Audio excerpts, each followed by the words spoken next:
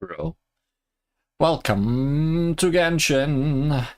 This email or message would have been useful before going to Fontaine and immediately breaking some kind of law for floating Paimon, but we read it 2 years too late. Oh well.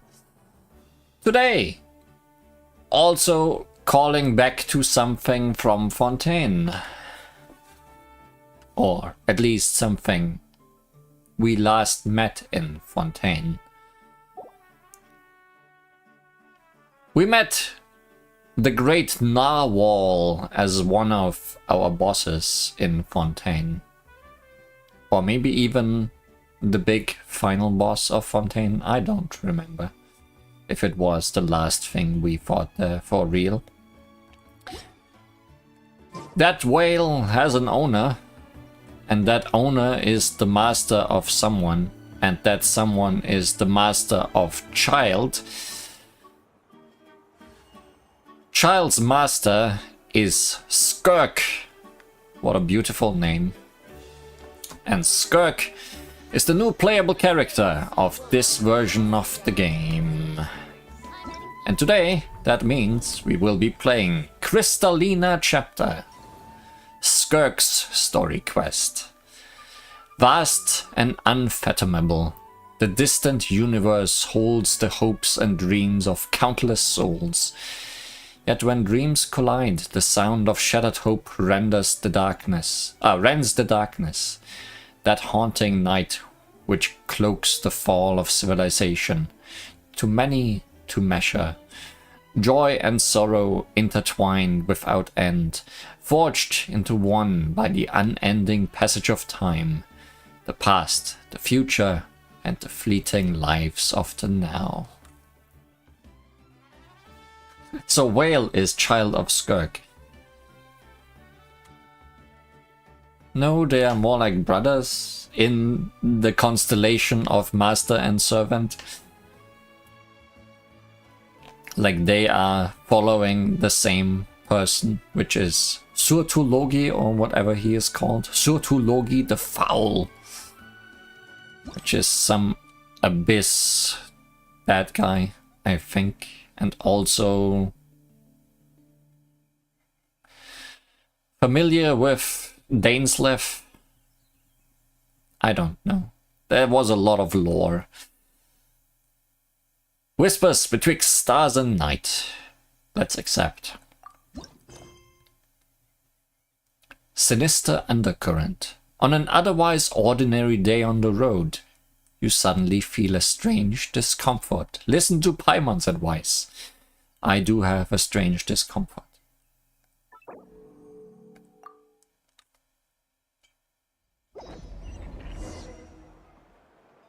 Look for Baiju at Boo Boo Pharmacy.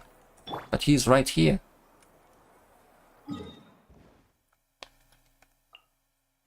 Do you remember Fontaine?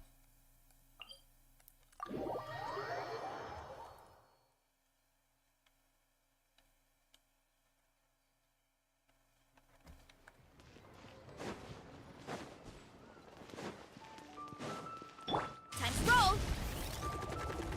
Fontaine? Leeward, I meant. Oh. Baiju wasn't in his shop. Yeah, well, because he's in my team. Oh, you're looking for Dr. Baiju. He's resting today, but he said to send any patients to the back room. Ah, okay. Thanks. We'll head on through. Thanks, old lady.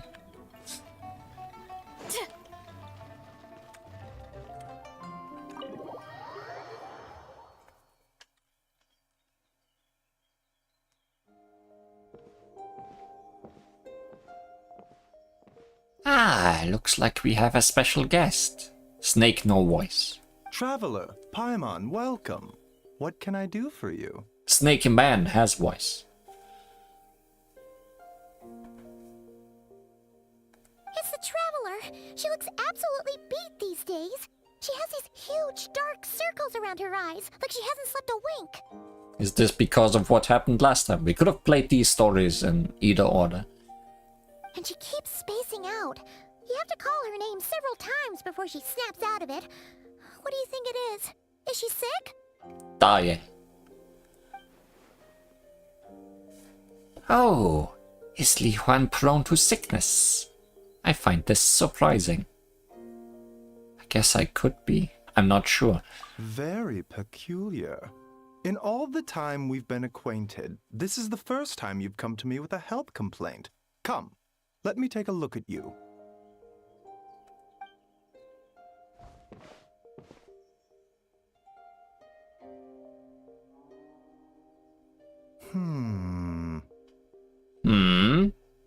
Okay, Paimon does not like that expression, Baiju. It's not serious, is it? Complexion is good, eyes are clear, breathing is steady, pulse is strong. Physically, you appear to be in good condition, traveler. In theory, your energy level should reflect that. You should be feeling right as rain. And yet, I do feel like something is off. Hence my concern. A clean bill of health is usually a good thing, but in this case, it likely means your situation is more complicated. Physical illnesses come with detectable symptoms that can be used to diagnose, medicate, and cure the condition. But afflictions of a non-physical nature, they fall outside a doctor's realm of expertise. Huh? What do you mean, non-physical nature? Curses, dark magic, it's hard to say. It could just as easily be a simple case of mental fatigue. Why don't you rest here for a bit? Whatever it is we're dealing with, clues to your condition are sure to reveal themselves in time. Once we know the root cause, we can administer the right treatment. ADHD, surely. Definitely. I've seen my fair share of mental afflictions. To start with, some calming incense, a good night's sleep, and a good meal will do you a world of good. In the meantime, Changsheng and I will review the relevant literature for afflictions that present with mental fatigue. Still, we're not experts on this kind of thing. I say we should strongly consider calling in a specialist as soon as possible.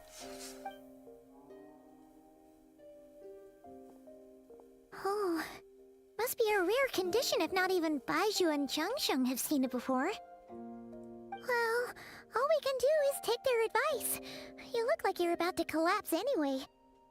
Just get some rest. Paimon will be right here by your side.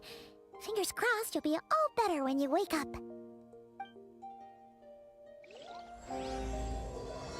And then we whispered. Before we rest, because I just remembered about last time. Last time we had a choice.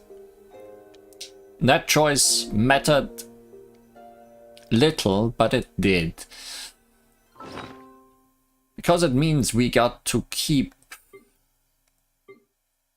the thing. The key to the hibernation chamber.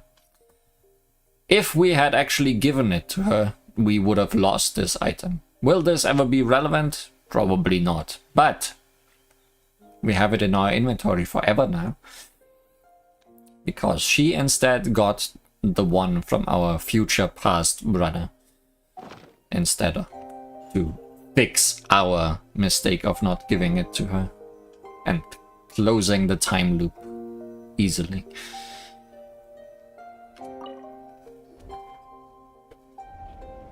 And then we rested. Somehow that didn't feel restful.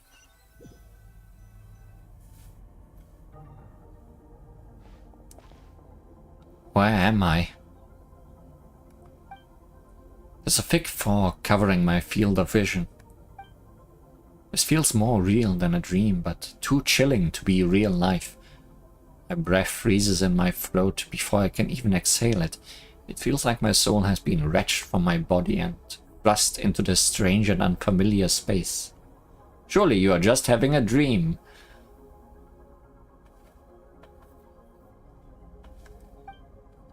Whichever direction I look, there's no end in sight. And worse than that, I think there's something in the fog, following me like a shadow. If this is a dream, how long till I wake up? And if it's not, then where in the world am I? That's not good. Ooh. What in the... Something just pierced through the fog and stabbed me in the back. But there's no blood.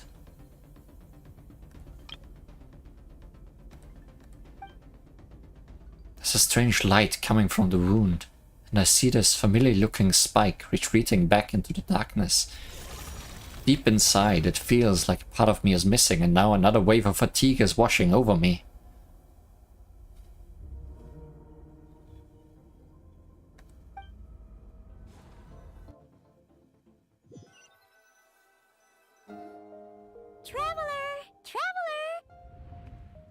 I know my sickness now.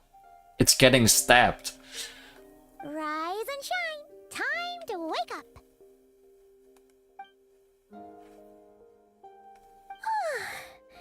For once, you're making Paimon look like an early riser. It's already afternoon. Hopefully all that sleep did you some good. Feeling any better? Paimon, this will sound weird, but I need you to check if there's a cut on my back. A cut? What? Did you scratch yourself in your sleep? Alright, let Paimon take a look. Nope, nothing there. Wait, did you have a nightmare? Is there a cat on my back? That would be it. That would be multiple cuts, most likely. Okay, don't panic. Paimon heard that dreams tell us what we need by showing us the opposite. So, if you had a nightmare, maybe all you need is something to cheer you up. Come on, Paimon will treat you to something yummy.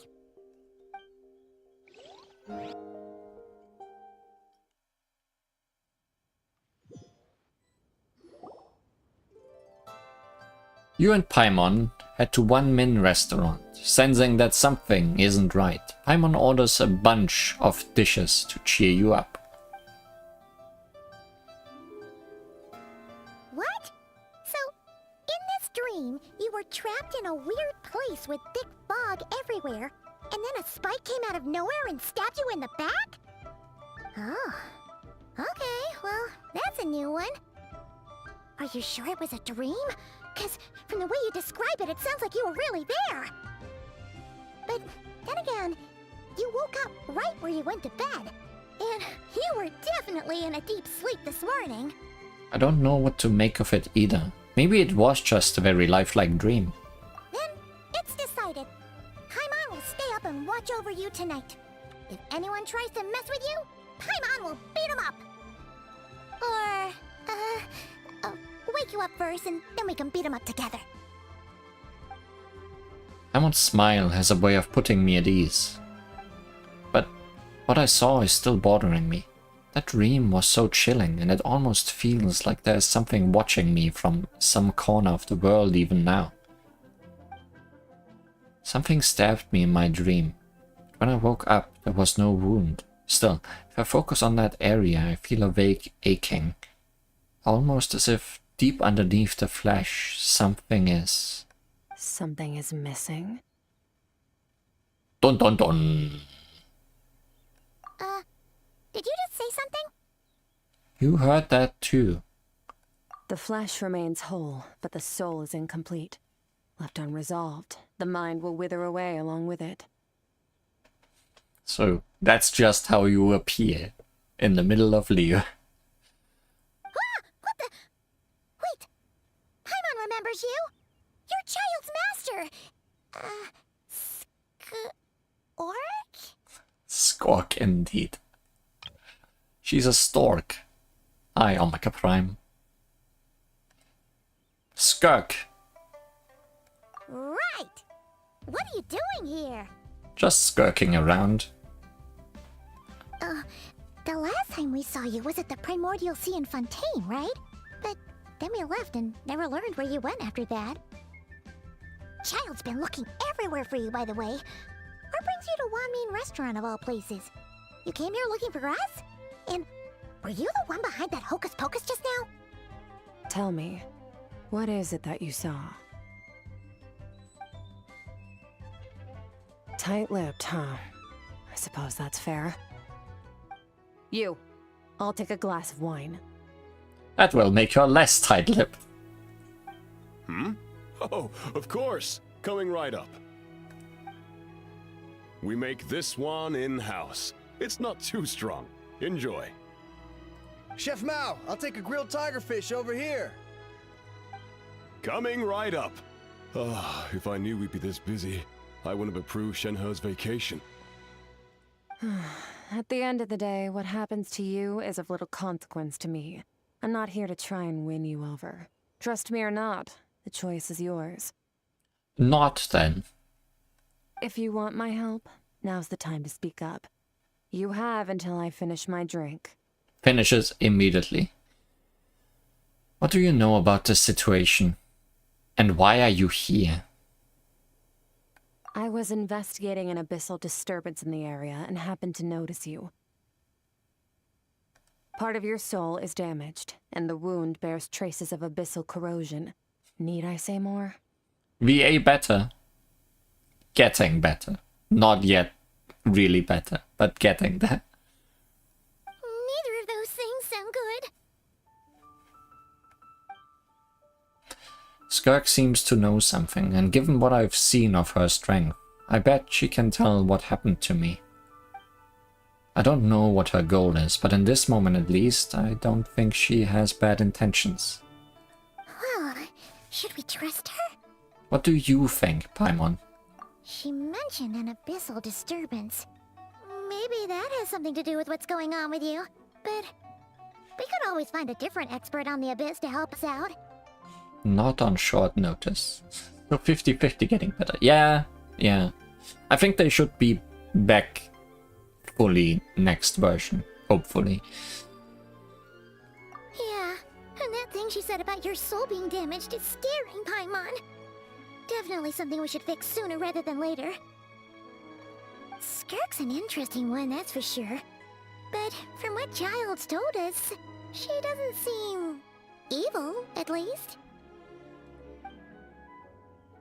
1, 2, 7, 10. That'll do. No, she uses money. That's a sign of evil. Well, have you made up your mind?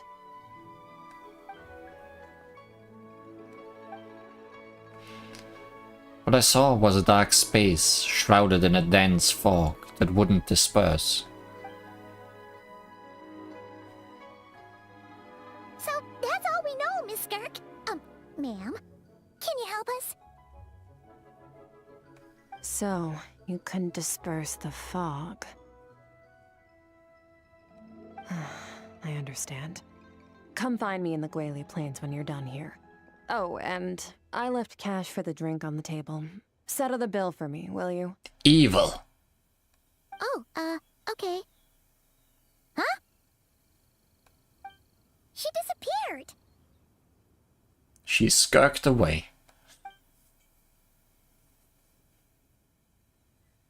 Wait, hold on. You overpaid. Here's your change. Oh, no. This includes the drink, so it should be the right amount. I didn't think you two ordered a drink. Oh. She didn't just disappear. She even disappeared from people's minds. We didn't. It was that lady who came and sat with us, remember? You brought it out to her yourself. You sure? I could have sworn there were only 2 of you at that table. What? I saw element the wind. No, she just melted because she's ice. What'd you put in their dish, Chef Mao? Some kind of hallucinogenic mushroom? You got them seeing things. Seeing things? Wait, so neither of you noticed her? Young lady? About this tall, wearing a purple dress? She ordered a glass of wine! Oh, now you mention it, that vaguely rings a bell. And it looks like I did open the wine jar, so it must have just slipped my mind. In any case, that settles your bill. Come again soon.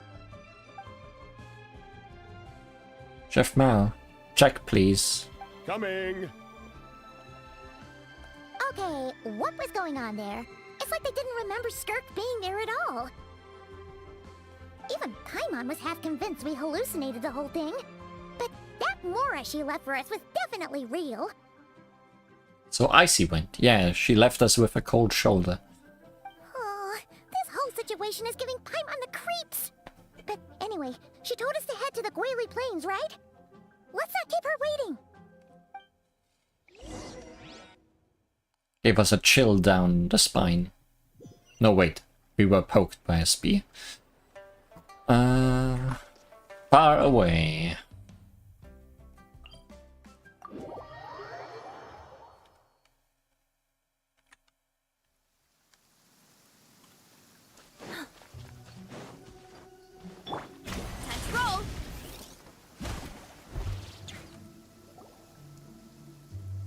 Dogs!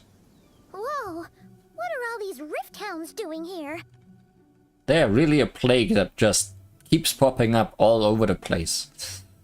Huh, looks like they're collecting something. Dog food. Oh, let's go check it out. Aye. Now they're collecting side effects. me. Let's deliver! Headbutt! Charge! Yeah! Da! Oof!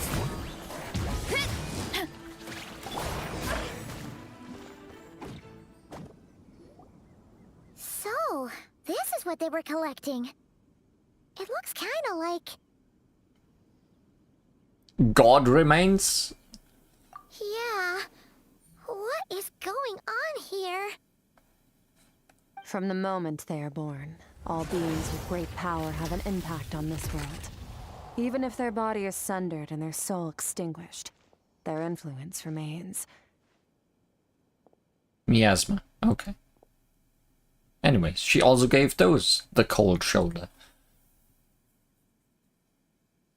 Gods are the most common example of that. The remnants of gods who fell thousands of years ago remain buried deep within the earth, carrying within them a warped will and a dark curse. Together, these remnants form what you call god remains, and it appears that some of those sealed here were dug up and removed. There are traces left, but they're fading fast. Paimon, staring intently at the cold shoulder. I will stop now.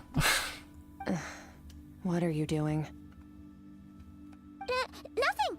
Just wanted to make sure you were, real? She's definitely not a ghost traveler. Paimon poked her, and she's solid.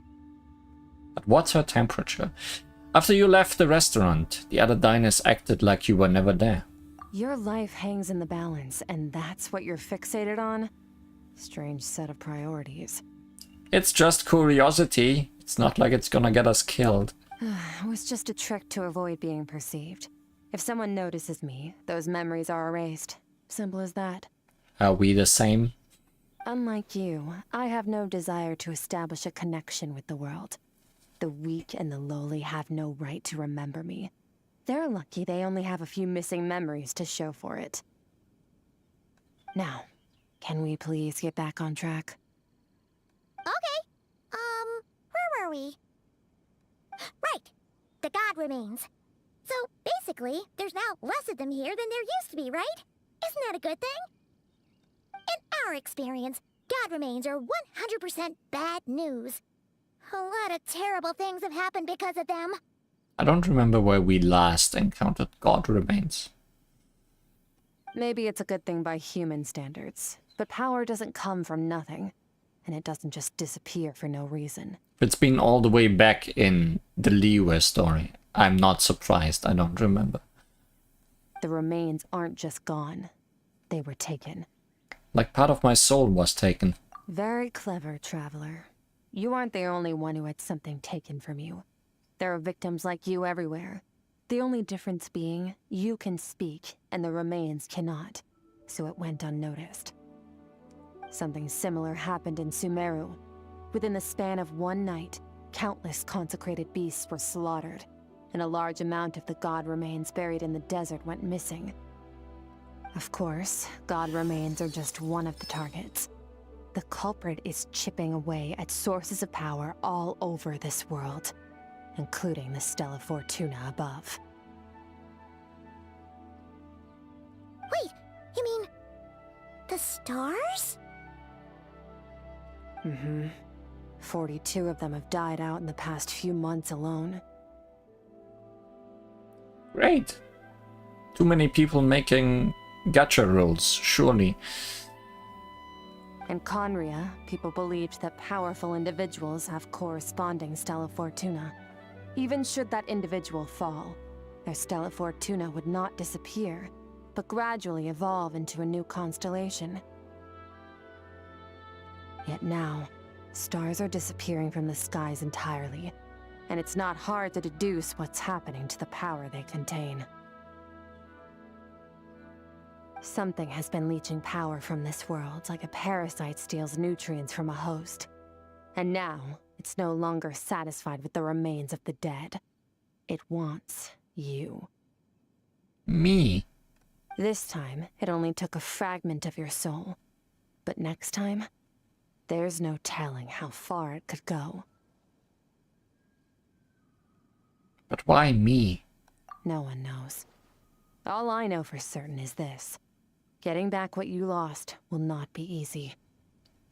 Considering how much power this entity has stolen, it must be a god-level being by now at least. But that's not the real concern.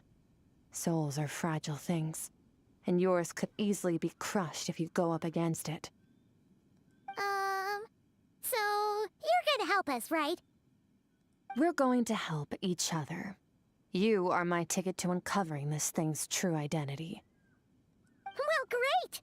You seem super strong, and you know a lot about the Abyss, so Paimon will take it. Thank you. Don't get all mushy on me. All I'm doing is helping you get back to normal after a sudden crisis. And I should warn you, getting mixed up with me can have unforeseen consequences. We're on very different journeys. You don't want to be in my debt, trust me. You help me uncover the truth behind this entity, and I'll help you recover what you lost. This is a transaction, that's all.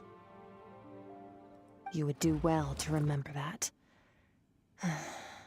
Now, come along. That's a nice thing you can do with the space in front of us. Yeah, she is being a bit tsundere.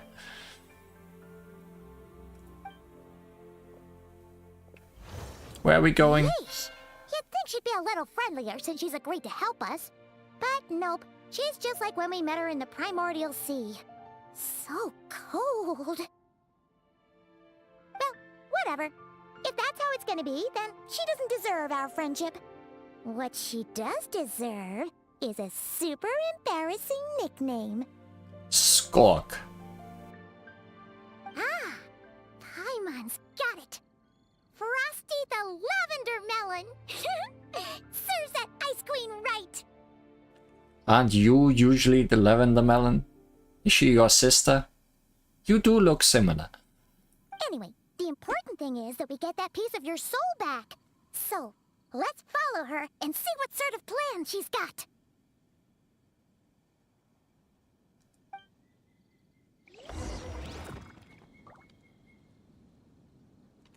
Well, guess we're going in.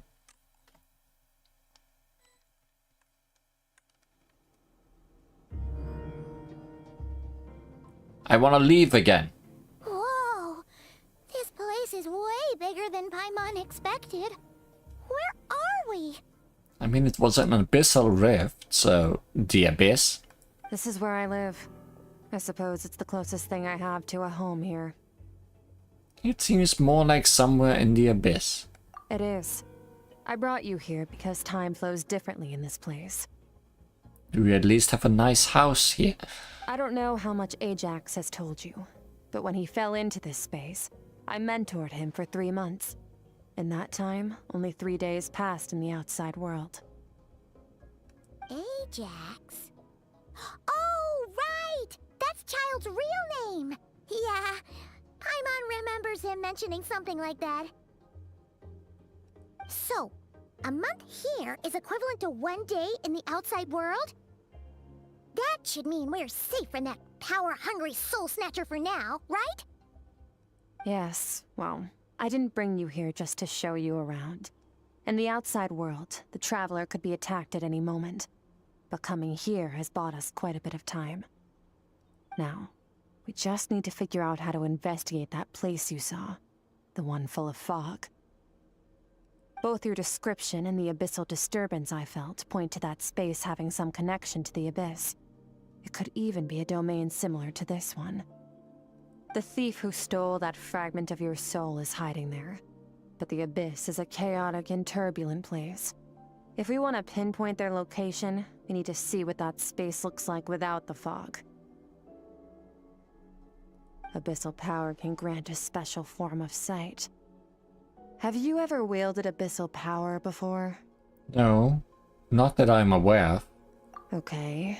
Do you plan to learn? For now, no. Kind of at odds with the abyss. That tracks. All the information you have suggests the abyss is something sinister, and that abyssal power is a wild and dangerous force that always spells disaster. I guess it just looks really purple and evil, but maybe it's just bad because bad people use it. And you're saying that's not true?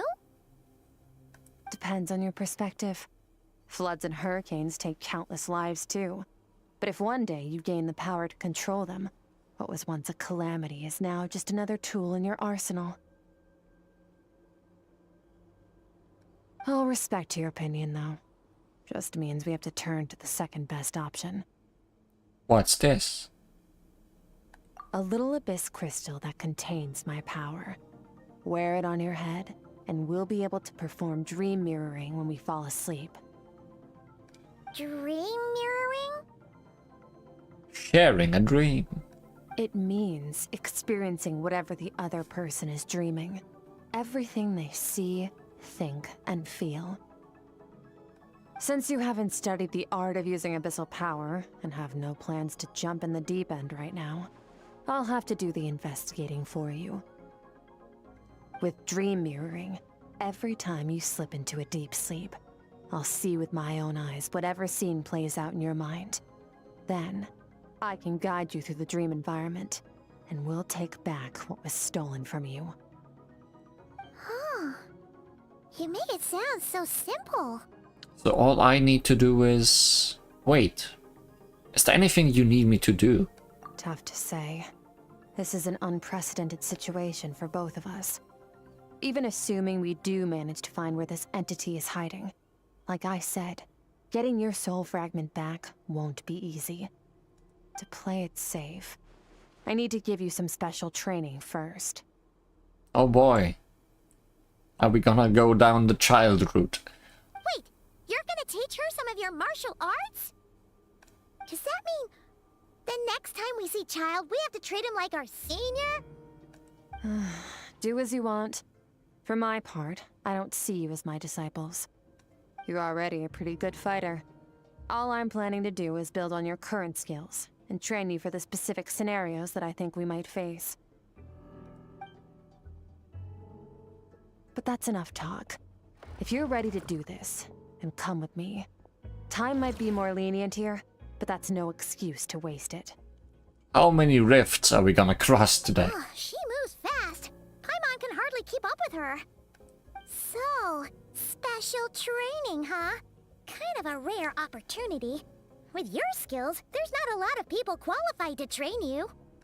The last time something like this happened was probably anti-Raiden Shogun training, right? Oh, feels like a lifetime ago. I remember that. Pretty strong too, though. Remember how she said that the all-devouring narwhal was just her master's pet? Maybe we really will learn something here.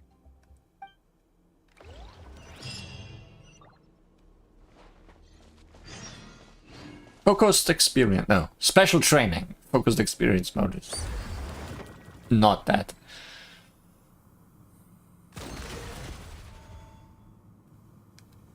Nice transition.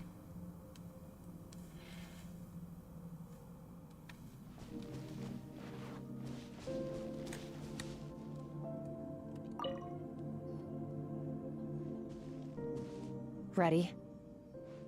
As ready as I'll ever be. Bring it on! Your training will be split into 3 stages. Testing your blade work, elemental abilities, and reasoning skills. We'll start with blade work. You're no rookie in this area, so I won't bore you with the basics. During your long journey, you've no doubt sparred with a lot of talented sword fighters.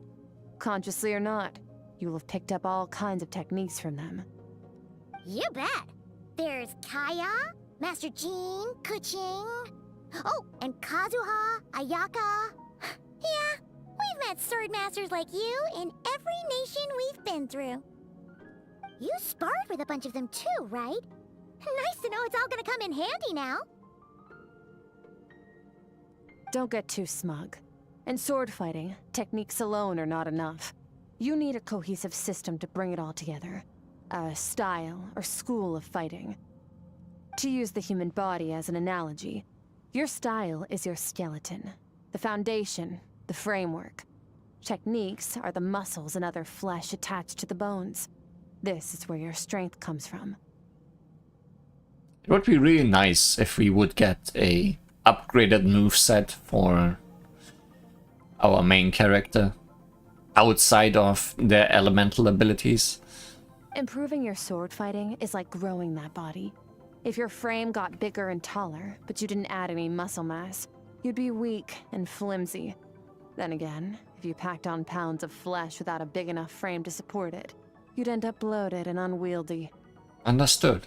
So what's the next step? You need to do some introspection.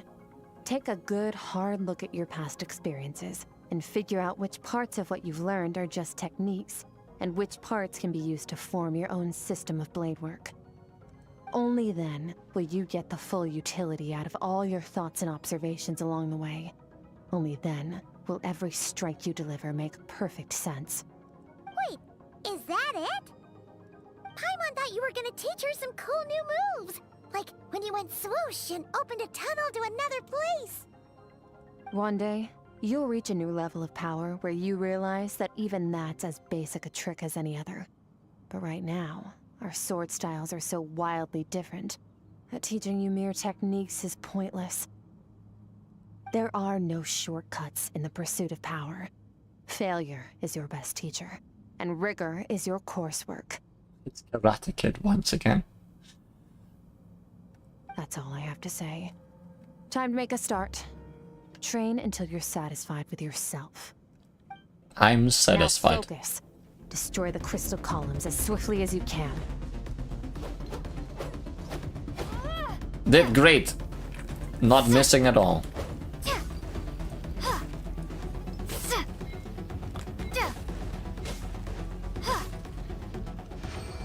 That was close.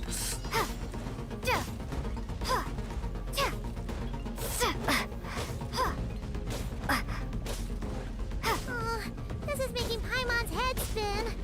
Hang in there, traveler!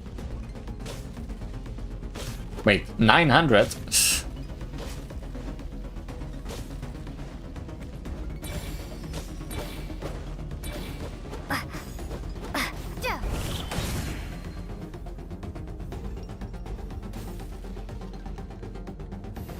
Oh, okay. You cut forward in the training.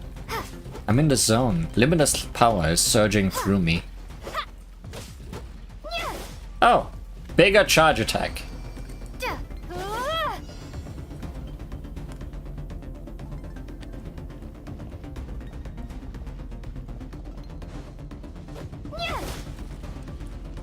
We do get an upgraded normal attack. But I'm assuming that's not something we're gonna Stay get to calm. keep. Use your head. You have to keep it together.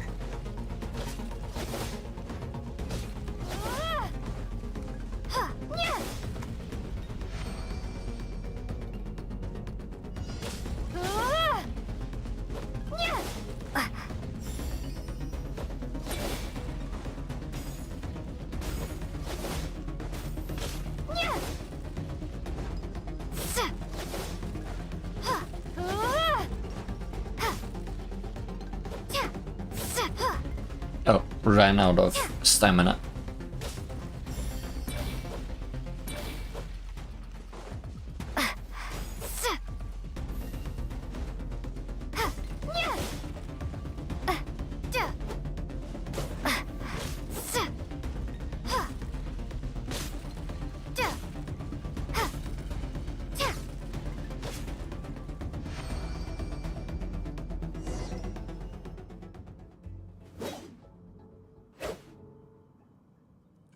Amazing. This is transforming my whole view of swordwork. I'm using the same techniques as ever, but now they are having different effects. It's as if I've unlocked a hidden door in my mind, and there's a wellspring of strength on the other side. In my mind's eye, I'm seeing images of the friends I've made in Teyvat. Theirs are the sword styles and techniques I have come to know. This moment will be frozen in time. Cut to the chase.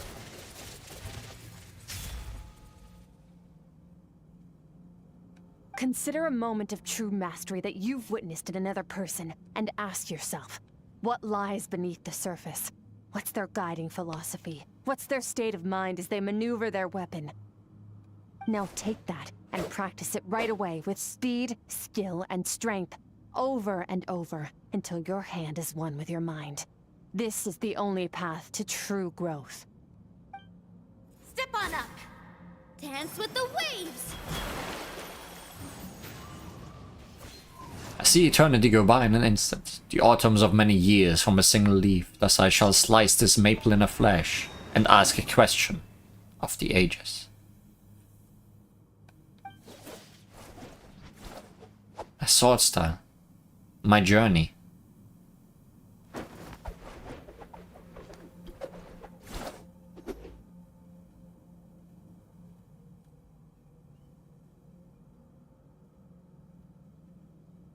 If you start to tire, empty your mind, but do not stop. Stay in that frame of mind as you keep up the fight. Get rid of all redundant movements. Imagine your sword is an extension of your own body. Wield it just as you wield your arms, hands, and fingers. 'Twas on a deserted, moonlit night that the hero approached the vile dragon's limpid lair. Rain Cutter! Feathers fleeting wet, the white heron treads water, a sight without flaw. Master of Inazuma Kamisato art Tachijutsu.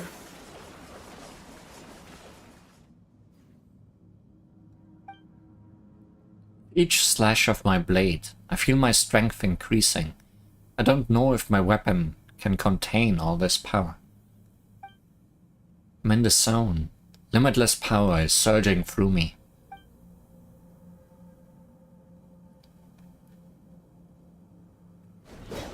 Here!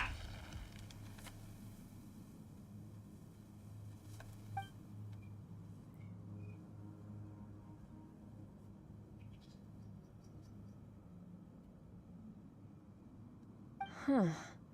Looks like you've made some real progress. That concludes your training session. Awesome! Paimon knew you could do it! You slept through half of it. How do you feel? Exhausted. I'm fighting to keep my eyes open. As you should be.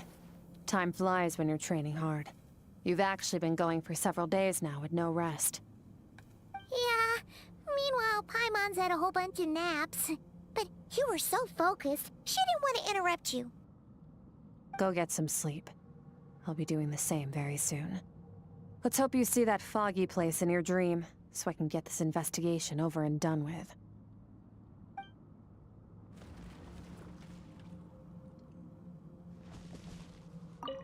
Sometimes you have to practice a single movement 1 million, maybe 10 million times before the breakthrough moment comes.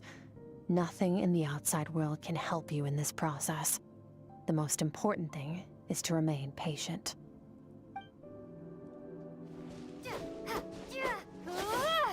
Okay, it's still big.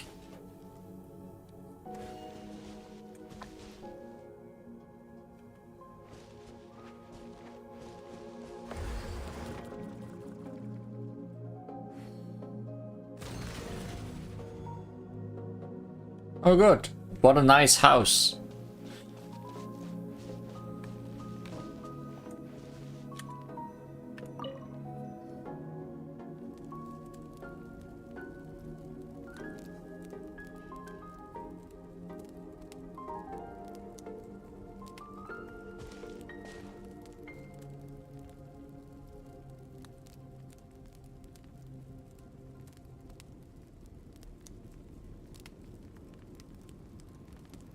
Rest, round 2.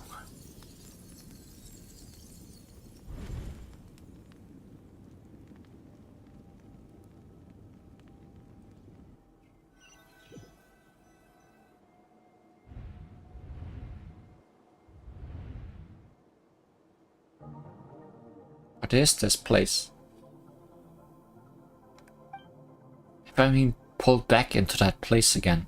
But Skirk said the dream mirror would kick in when I fall asleep, so why am I back here? No, on closer inspection this isn't the same dream as last time. It's dark and gloomy, but there isn't that chilling fog that made my hair stand on end. It's looking pretty foggy. Hold on. If dream mirroring is a two-way process, maybe I'm seeing inside her mind while she's exploring mine. If this is her inner world, it's pretty bleak. I can occasionally make out the sound of a flowing stream, but other than that, it's so empty. Hi? What's that? What a strange looking creature. Where did it come from? I think it wants me to follow it. Might as well see where it leads.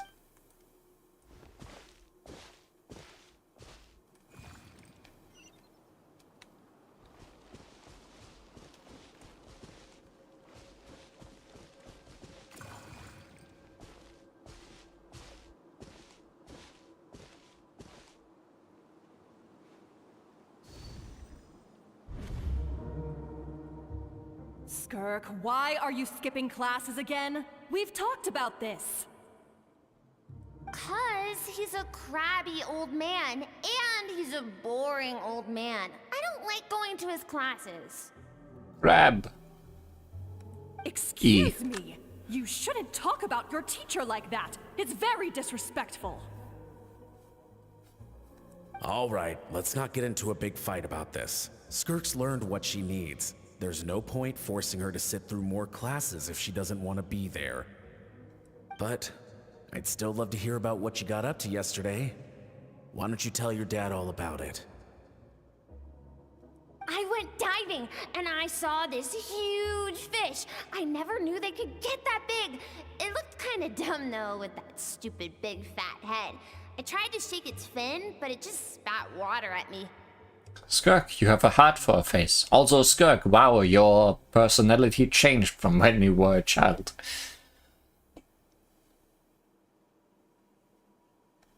Oh, and today, I'm gonna go to that prairie up north. There's supposed to be this giant bird there that can spit fire. I bet if I climbed on its back, it could fly me all the way to the stars. Klee is Skirk in the making. That might very well happen. You never know with children. Then I suppose your old dad should get one as a pet too. Otherwise, how are you gonna hear me call you for dinner up there in the stars? When it's time to eat, I'll come back on my own, Zilly. Anyway, gotta go. Bye, Mom. Bye, Dad. Wait! Put on a coat at least. You'll catch a cold. I'm talking to you, young lady. You spoil that child, you know. Ever since that merchant ship arrived, she practically lives outside. Always going on about exploring the beyond one day, whatever that means. Ah, let the kid do what makes her happy. Besides, we both know you're all bark and no bite. Come on, our little adventurer is gonna be hungry when she gets back. Let's get started on dinner.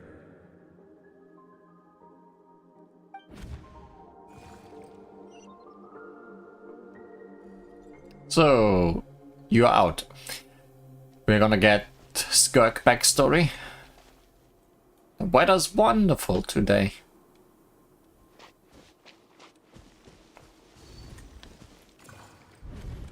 The stars shimmer high above. But what lies beyond the stars? More stars usually. Mountains as far as the eye can see? An endless snowy plain? Or maybe buildings taller than the sky, like the people from the merchant ship said. I can't be the only one asking these questions. The universe is fascinating. If only I could meet some other people like me. We could set sail together and explore every corner of the world. I'm sick of being a kid. There's so many amazing things out there, and I'm ready to see them all. But for now, I'm starving. Better get back.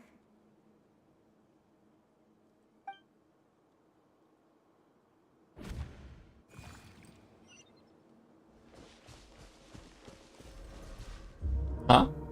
What's over there?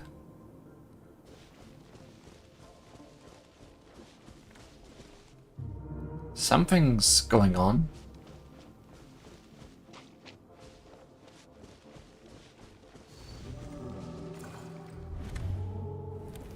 Don't let a single one of them get away! No, please, spare the children! Stay back! They're coming!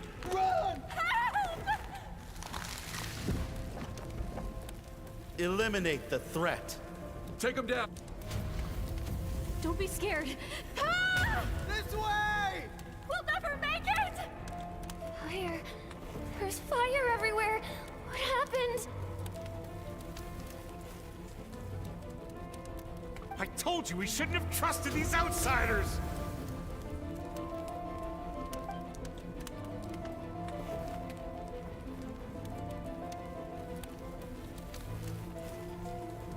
Why are you doing this? What did we do to deserve this? We welcomed you with our finest food and drink, showed you the best our home has to offer, gifted you cloth dyed by our own hands. And this is how you treat us? Run! Save yourselves! Captain, Zone 3 is clear and we have Zone 2 surrounded. Begin extermination. Remember the orders from upper command. No one is to be left alive. Rest assured, sir. We have enough munitions to annihilate these savages and burn their entire civilization to the ground. Good. The only ones who put up a real fight are that man and his wife, correct? What's their status? How are my parents? We shot the man in the ankles and the wife broke her wrist attempting to fight back. They won't be doing much more fighting. They're holed up in their home for now, but they won't last long. To prevent them from making some kind of last stand, we're planning to clear out the other zones first so we can send a bigger squadron to surround them. Well, well. Turns out some of these beasts do know how to use their claws. Now the threat these savages pose will be undeniable. Let them cling to what's left of their lives for a little longer. Once the other zones are cleared, I'll cut off their heads myself.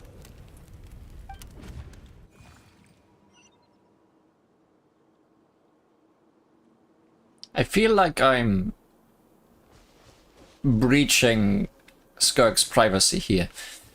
It smells like something's burning. What's going on?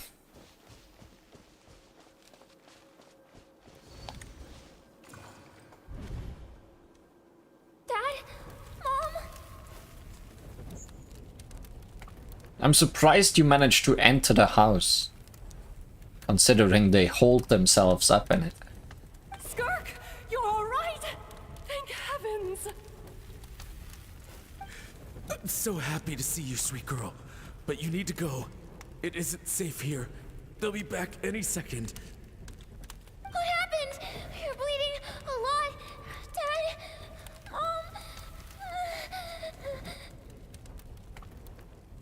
Mom? This is the place. Alert all units. Prepare to surround. Run, Skirk! Run as far away as you can. Don't trust anyone. Your dad and I, we're not afraid to stare death in the face, but we need you to survive. My clever girl, so curious. You're already so brave.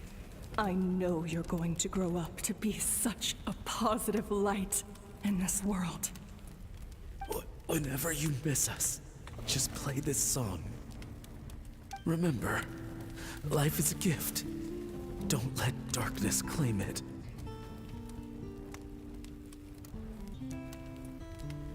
Break down the door! Look what we have here. A savage that can pluck a tune. Well, the show's over.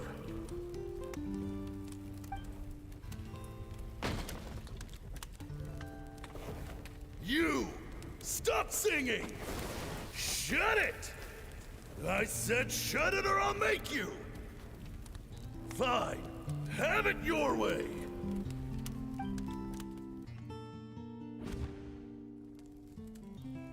What was that?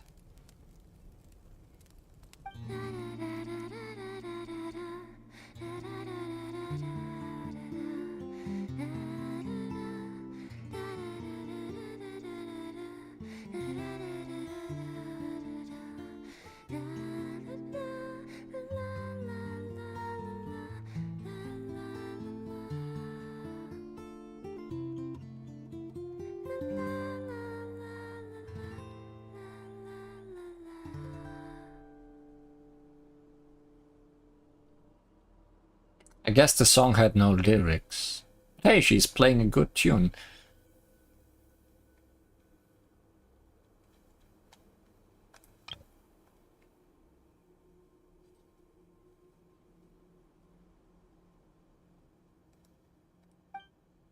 Oh, you're awake? I found a few clues while you were asleep, but it's only a start.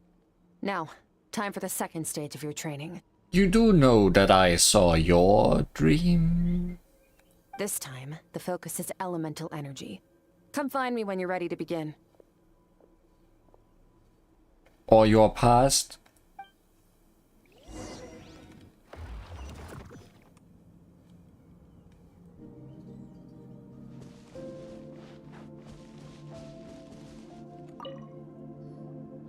Man, staying in the abyss feels so surreal, don't you think?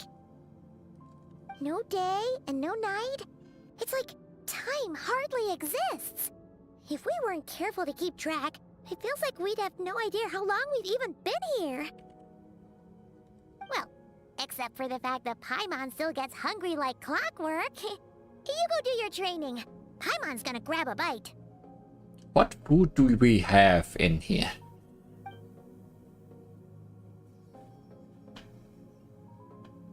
I mean, my pockets are full of all kinds of ingredients, so I guess we don't need to worry. I'm ready to start. The way I see it, the pursuit of power is divided into 3 stages. The first is mastering the use of standard weapons. Next is learning how to harness natural energy. And after that, you're free to challenge even higher dimensions. The natural energy of Teyvat is, of course, elemental energy. But that's not my area of expertise. I draw from a different source of power. She does not have a vision. A different source of power. That must mean... Abyssal power, yes. Also known as the power of the Void Realm. My master, Sertologi, is a true expert in that area. After all, he was one of the group of 5 that infamously stole the all-encompassing power of the Abyss. An act for which the people of Conria gave them the epithet, the 5 Sinners. The elemental energy of Tivad, on the other hand, is derived from the power of the Light Realm. These two forms of energy exist in direct opposition to each other. Suffice to say, there's not much I can teach you this time. But there's something familiar about the power you use. It almost seems related to cryo in some way. Almost like they don't want to make new elements for the Abyss. A keen observation, traveler. Call it respecting local norms. The Abyss stands in direct conflict with the will of this world. So, to make my life easier, I disguise my power to make it appear cryo-like in nature. It's a technique I learned from some Conrian ruins, known as the Seven Shifting Serpent. If you ever change your mind about delving into abyssal power, I can teach it to you. Abyssal power doesn't suit me. I have the ability to purify abyssal power. So I've heard. You seem to have a knack for removing abyssal power. But is purification really what's going on there? Like I said, power does not simply disappear. Am I absorbing it? What are you trying to say? Just thinking out loud. Let's focus on your elemental training. That's what's gonna help us if the situation gets tricky. True growth comes from adversity, but only if you make the choice to pick yourself up again every time you fall. So, it's time to push yourself to the limit, and then keep pushing. This is the only way to advance at pace. Use the power of Animo to clear the field as fast as you can. Windblade! I haven't seen Animo Traveler in forever.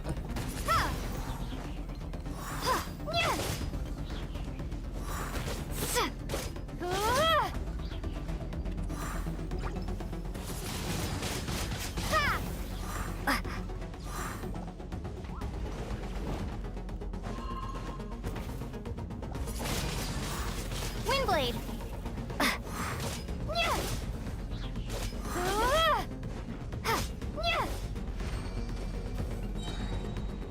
Observe your surroundings. Look for things you can use to tilt the scales of success in your favor.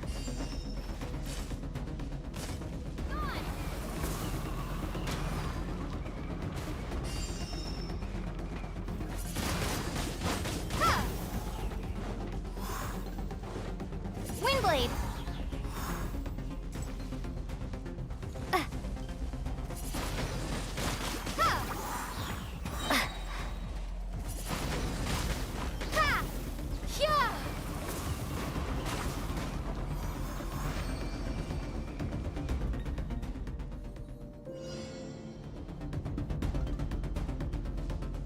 Use the power of Hydro to destroy the spikes.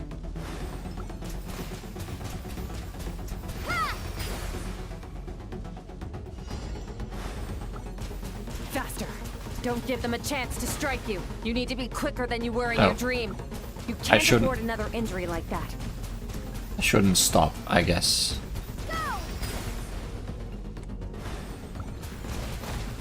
Water jet! Go!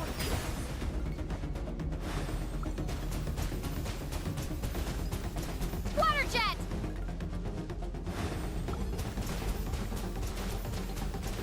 Go!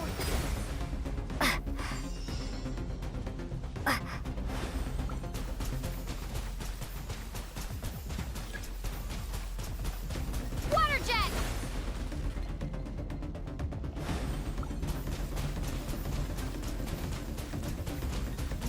Ha!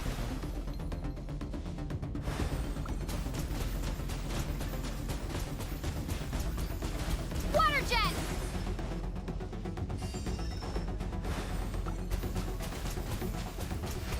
Water jet!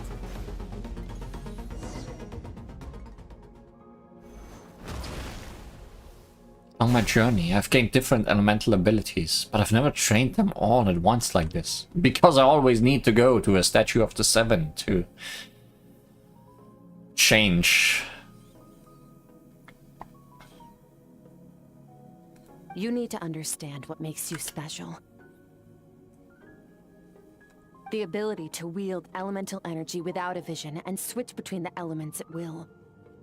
Would be great if I could. It means your aspirations need no approval from the gods. Your power is not bound by the rules of this world. So be bold. Do not be afraid to chart your own path. Graceful as the wind, tough as stone, nimble as lightning, flourishing like foliage. Can feel the power of the elements flowing through me, sometimes as peaceful as a flowing stream, other times surging like a raging river. If I close my eyes, I can almost hear their voices, but it's not like some wild beast battling for dominion. It's more like saying hello to an old friend.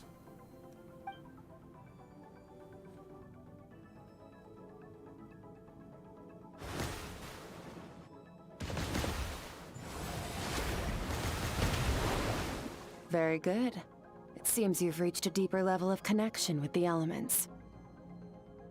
How long has it been this time? I'm exhausted. Long enough for you to lose yourself in your training, which is a good sign. Relentless practice with the elements has drained all your strength, but it's also what allowed you to make progress. Get some rest. When you wake up, we'll proceed to the final stage of your training.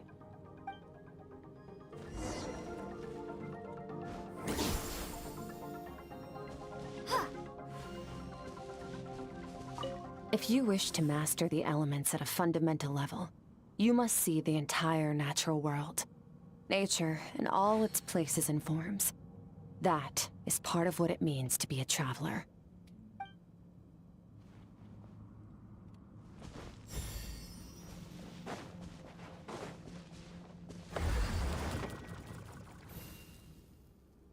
I really hope we get a good traveler at some point.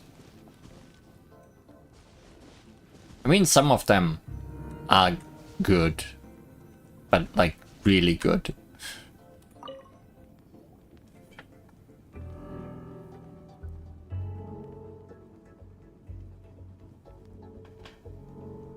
Even if it's the last thing we unlock in the game.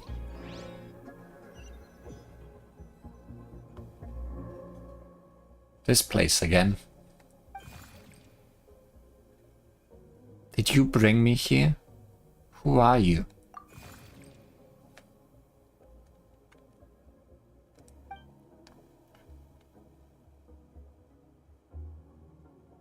No response.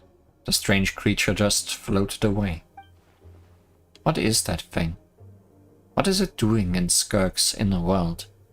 And where is it taking me this time? Is it the whale? That would be fun. Baby whale. What is the secret to power? Oh, Sotologi gets a very fancy model. Longing, hatred, self-preservation. No, it is fear. The fear of losing those you love. The fear of watching your home burn. Fear of loneliness. Fear of death. Fear is the source of evolution. It forces humanity to adapt to their environment and overcome hardship. It is in the process of prevailing over our fears that we surpassed first ourselves and then the rest of the world. That fear is now part of you. It calls on you to evolve. And it is time to answer.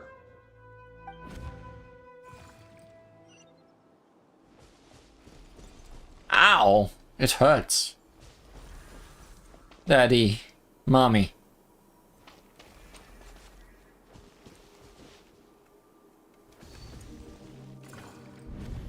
Any minute spent missing home is a minute wasted. Practice your sword work instead. Do not make me tell you twice.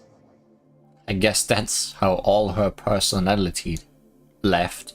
But, Master, I can barely lift this sword anymore. If I keep going, I feel like my wrist is going to break. So it has not broken yet. Then pick up your sword and keep practicing until it breaks. I want to hear the cracking and splintering of bone. You thought if your teacher is called the Foul, the training would be easy. Then you were wrong. After all, bones can always be reset.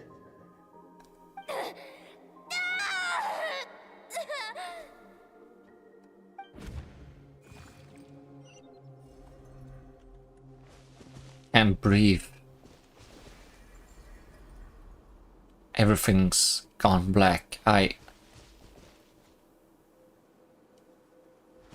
Little thing is moving slower. Good, Skirk. Once again, you survived. How do you feel? Cold. In pain. These are signs that you are adapting to the abyss. Each time the flesh is torn and the spirit crushed, each time you claw back from the brink of death, you become stronger. I now understand why these people sought to destroy your homeland. Your potential goes beyond even what I could have anticipated.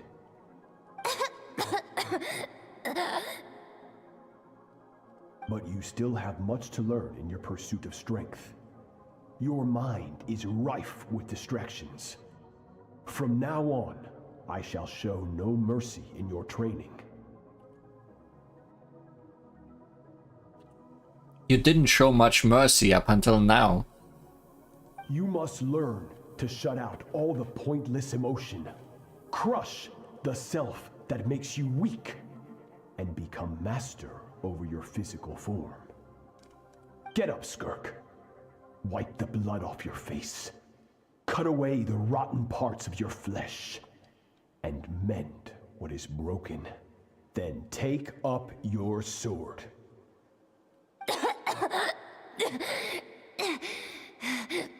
Yes, Master.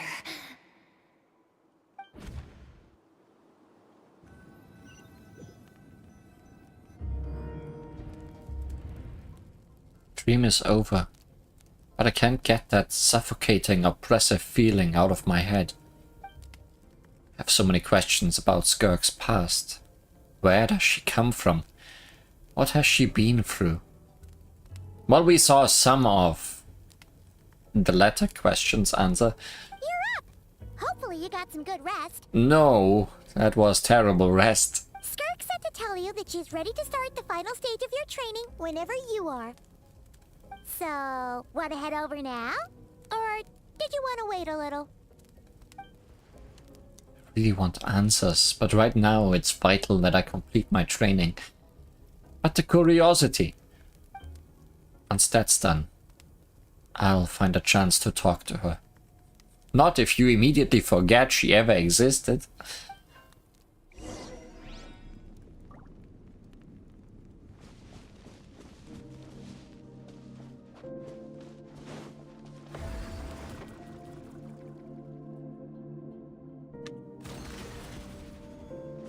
So what now? We had regular and elemental power. What's next?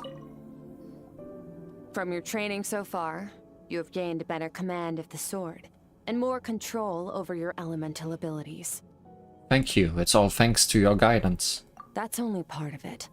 Experience is the real teacher. Your journey, the friends you have made, the dangers you have faced. These have taught you more than I ever could.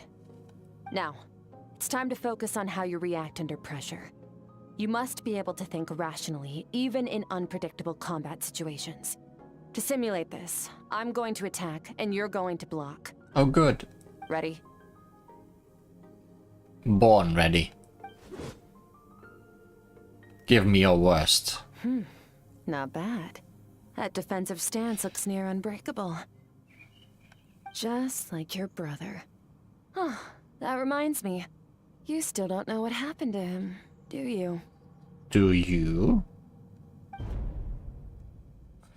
Defensive stance broken.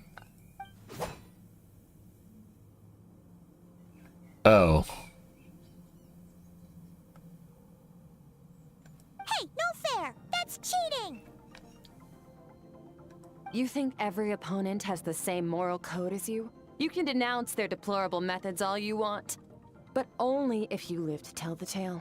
The dead don't get to complain. Strong emotions will always arise in combat. Anxiety, anger, fear. But a true warrior is never at their whim. Only when you are free from the influence of emotion can you make the right choice, no matter the situation. Are you describing yourself? How amusing. Almost sounds like you think you know me. But you don't. You can choose your own path. We are not the same. Let's begin. Try to use reason over emotion. Make the most rational and advantageous decision in any given moment. This is your final training session. Look alive.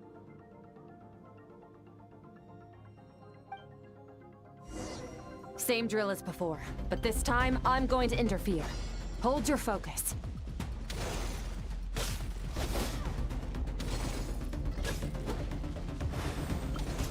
Water jet!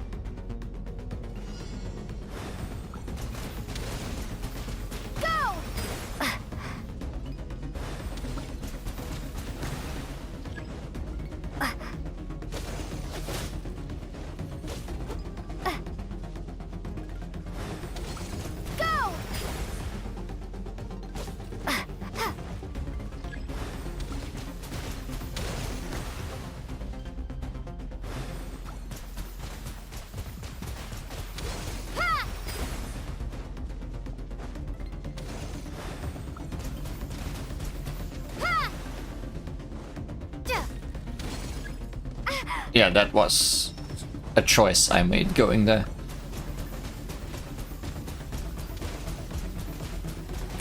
Not bad. Better than I expected.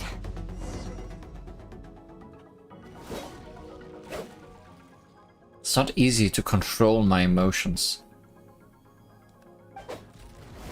Battle is overwhelming, but I can't just focus all of my attention on what my opponent is doing and how I should respond. It's almost like my emotions take a back seat. You're getting the hang of it. The first step to controlling your emotions is controlling your mind. You want a unified train of thought. It all comes down to focus. Focus. Focus on the battle.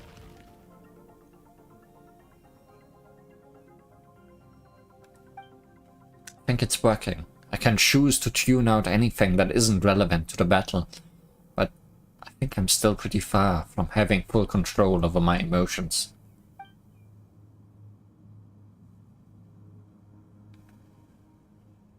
Your mind is rife with distractions. From now on, I shall show no mercy in your training. You must learn to shut out all the pointless emotion. Crush the self that makes you weak, and become master over your physical form. She has a stand now. And it's gone. Skirk went through this kind of training too, didn't she? How merciless does the training have to be to make someone substitute all emotion for pure reason? Stop. Let's pause here. One look, and I can tell your mind has wandered. That's to be expected. There's a limit to how long a human being can concentrate on one thing. Staying calm and focused sounds simple in theory, but in practice, it's more demanding than sword work or elemental abilities. Skirk is right. Now that I've stopped, all the emotions I was suppressing are rushing back to the surface. Pain, exhaustion, frustration, doubt. But exhaustion is the main one. I feel like I could fall asleep on the spot. Get some rest. No point training further if you're already dead on your feet. Like I said at the beginning, the only goal of this training is for you to reach a point that you're satisfied with. You managed to push past your limits, which is a good start. You can be proud of that, and sleep well knowing that you've earned it.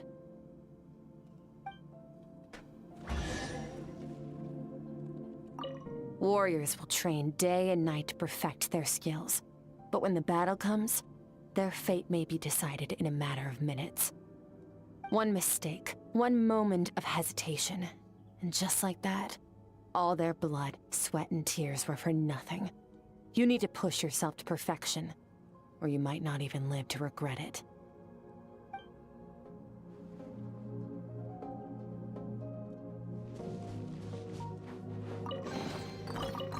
Thanks for the dull blade.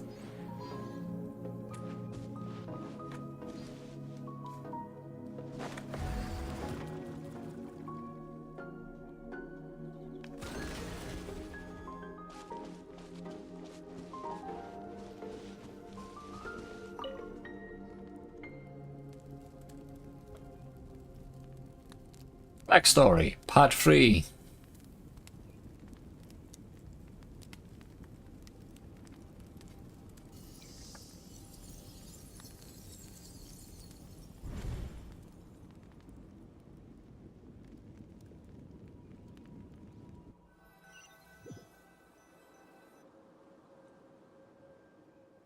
Looks like I'm back in Skirk's inner world. I don't see that strange creature this time, but I think I can navigate this space on my own now, even without it here to guide me. I don't know how to leave, so I'm stuck here until I wake up. Can't hurt to take a look around while I wait.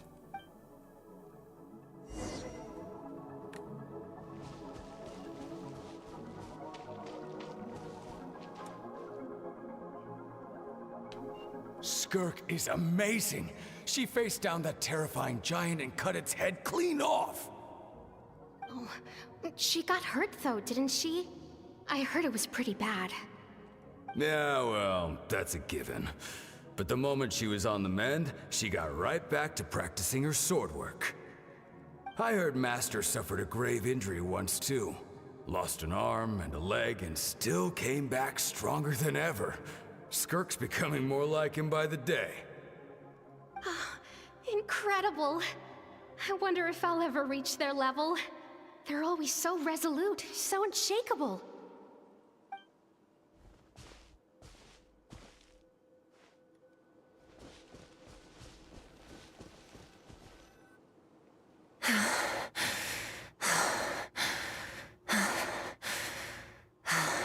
It's a first-person game now.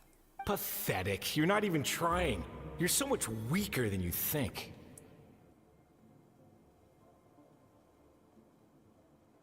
Skirk, have you become a positive light in this world?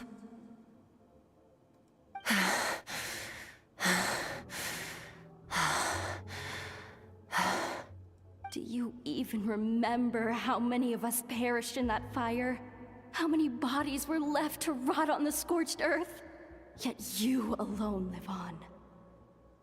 Keep your gaze fixed on your blade. You don't deserve to rest. I have so many questions. I just want to jump in a spaceship, explore the whole universe, and get answers from the stars. I just need to wait till I'm grown up. Then, I can do anything.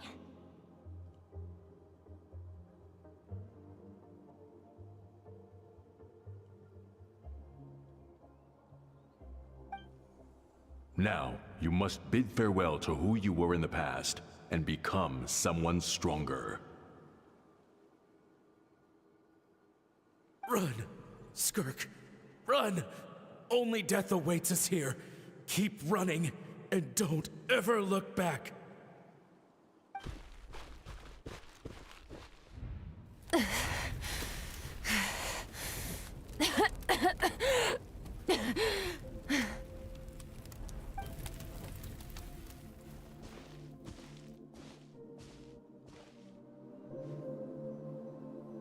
I looked back.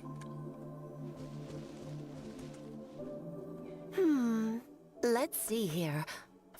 things first. You need a new identity.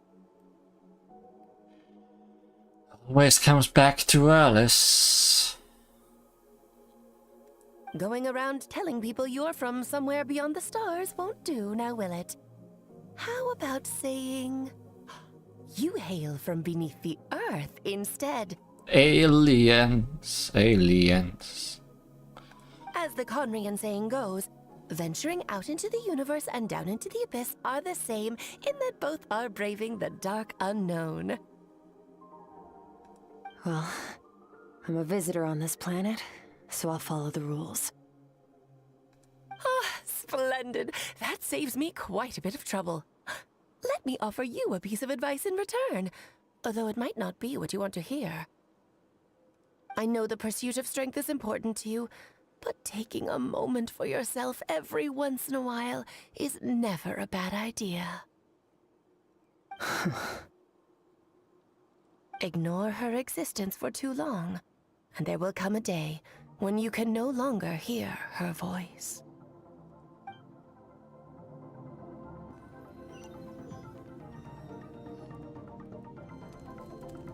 Fish.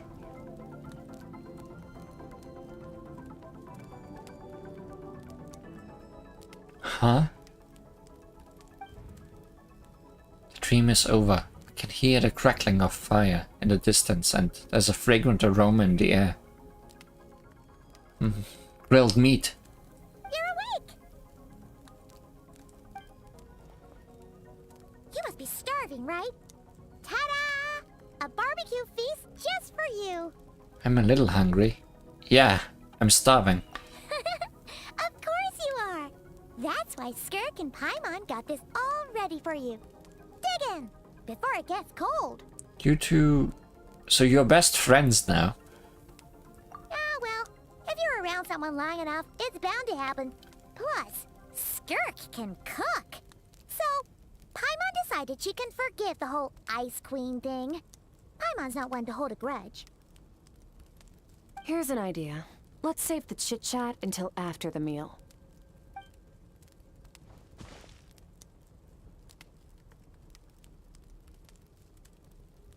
Ugh, so full. Paimon can barely float. Okay, it's Paimon's turn to sleep now. Wake her up when it's time to go.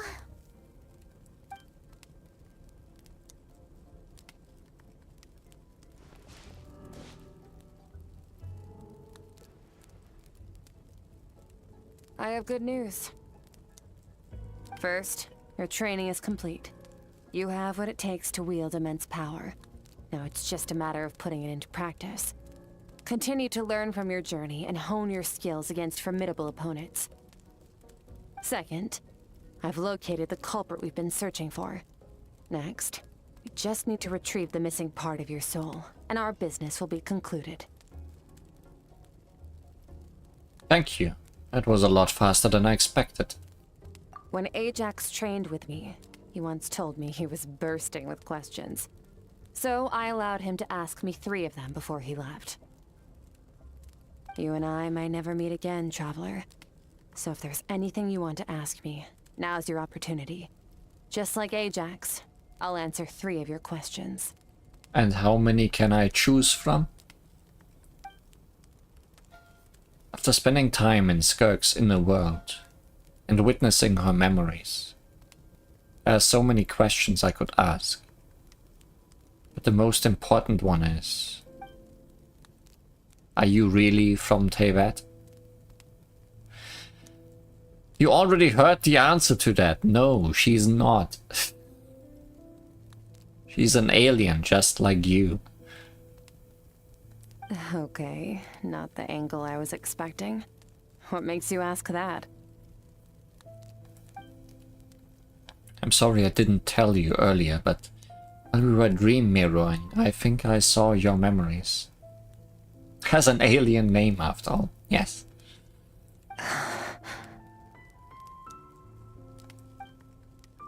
So she did not know that it went both ways. This is the first time I've seen Skirk break her composure. I guess this really took her by surprise. I knew that was a possible side effect. Closed off my mind to you for that exact reason. Even with the dream mirroring, you should have seen nothing but endless darkness. So Skirk didn't share those memories with me on purpose, and in fact, she tried her best to keep them from me. Wait, speaking of endless darkness, my first time here, that was all I saw. Until that strange creature appeared. Whatever. Must have been a flaw in my execution. I shouldn't be too surprised. Due to some recent circumstances, my self-control has been lacking as of late. Since you've seen what you've seen, there's no reason to hide the truth. All I ask is that you keep it a secret. No, I'm not from Teyvat. I'm from a different planet. And there was a time when I journeyed through the stars. A lot like you in some ways. Like me? Do you mean you're also a descender? No, we're different in that respect. You're influencing the fate of this world. But me, I'm just passing through. Several hundred years ago, my master, Sertologi, opened the border between worlds and sent me here. But this is not my home. And one day, I'll return to the vast unknown of space. So, there you have it. On to your second question.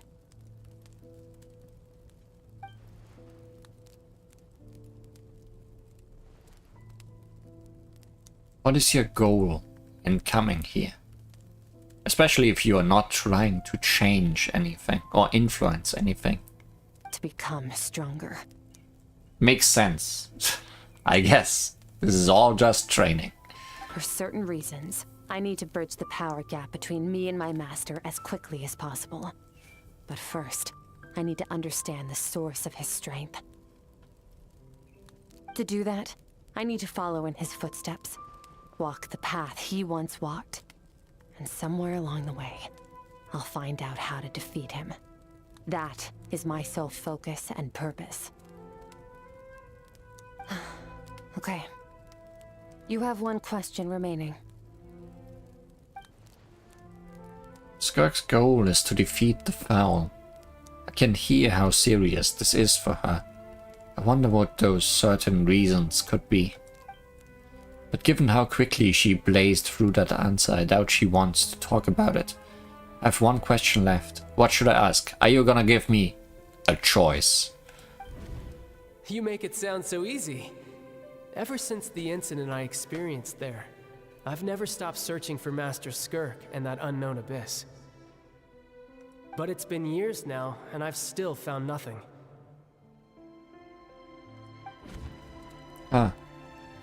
Maybe I should take this opportunity to get Child some answers.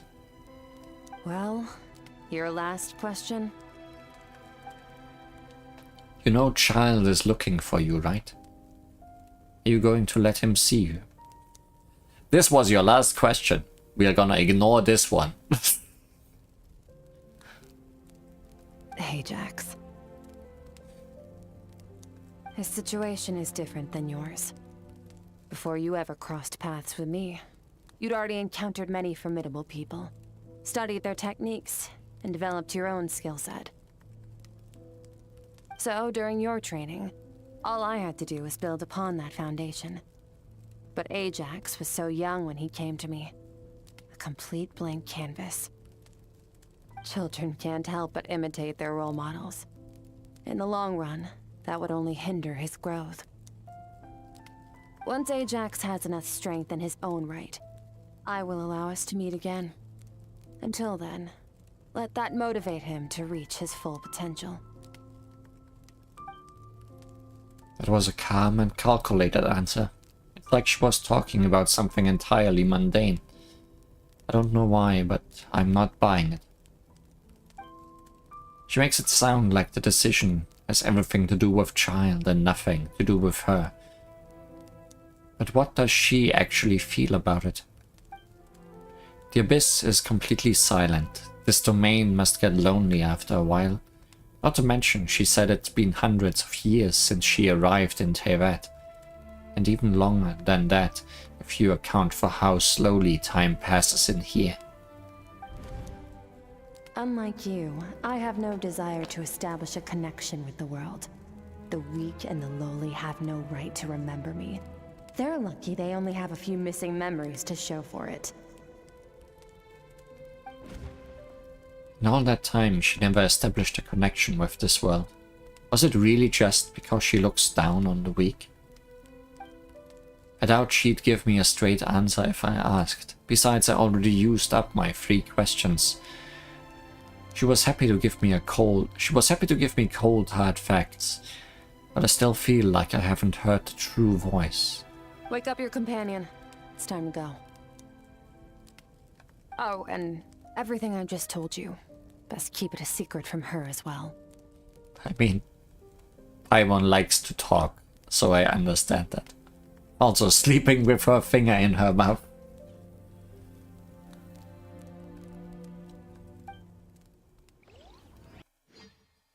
Cute Paimon being cute. Time to go. Oh, finally. Where are we headed? Just follow me. I'll open an abyssal rift close to the culprit's location. It will take us to where he's hiding. Go to the culprit.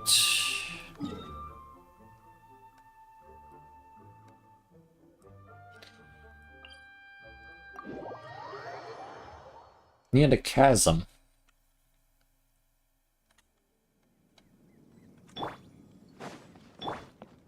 Hurry up, Brassa!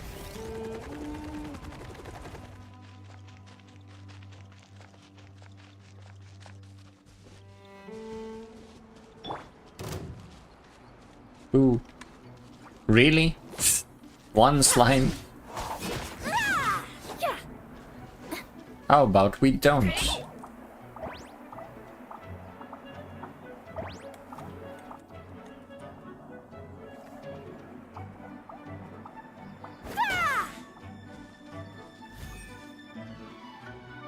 Wait, this is near the chasm, right? You say that as if you cannot see it in its whole glory.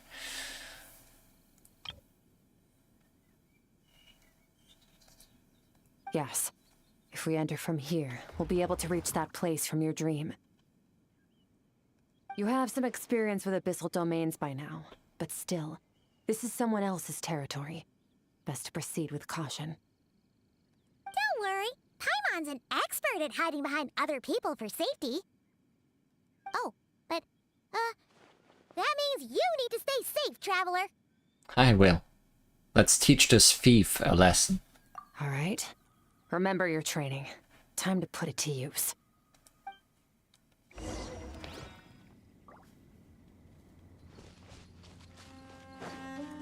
Oh. This one we cannot just run into. Because it's this time's domain, I assume? No? Maybe? Well, it's where we get to play as Skirk and ourselves. Ah, I see they have put me in water Li Huan mode. Because water and ice work so well together.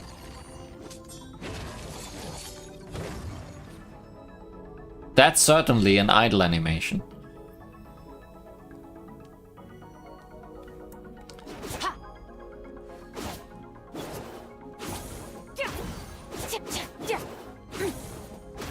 Skirk certainly also has the move.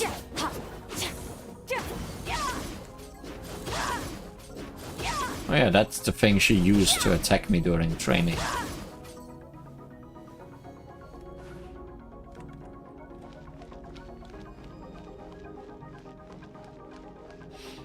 Her moveset is pretty complicated. I don't think I can explain it. So just see and observe, I guess.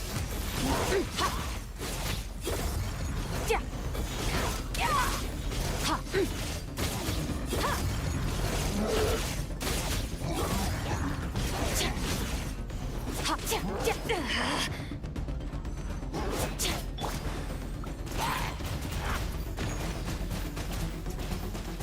jet! No! Extinguished! Mine to wield.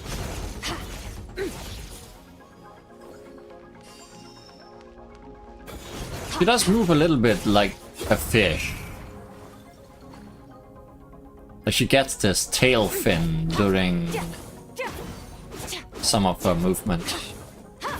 But maybe only after she gets some of whatever energies she is channeling.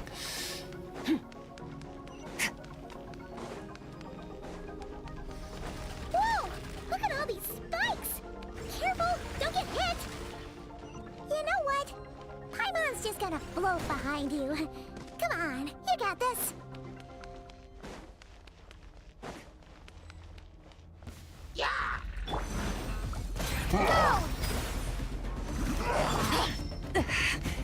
Surge!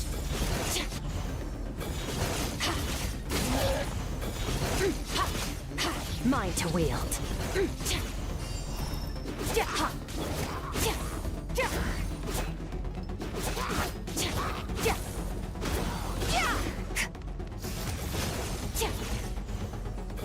Hey, what are you two doing here? Oh, hi.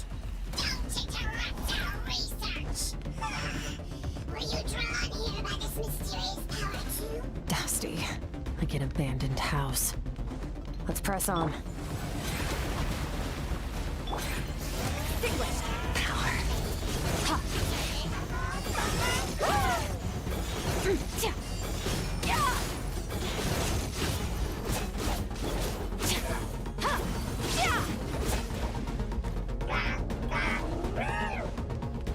Run, room.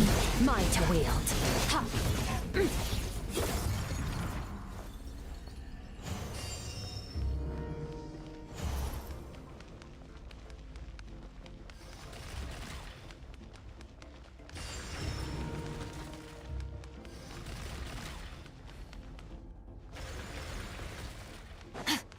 They are very easy to avoid.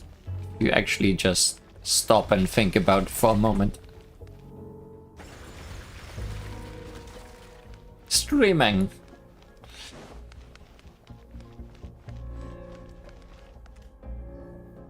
Oh, looks like this is a dead end. Did we make it to his hiding place? Ugh, this fog is making it impossible to see anything! This should be the place where you were attacked, Traveler. The missing part of your soul should be nearby. Can you sense where it is? I close my eyes and focus on the light that came from my wound back then. Yes, I can sense something and it is nearby, but I can't tell the exact location. Nothing exact, but I know it's nearby. Our opponent must have covered his tracks just in case. Otherwise, you should have sensed it much more strongly. Also, she changed at some point, didn't she?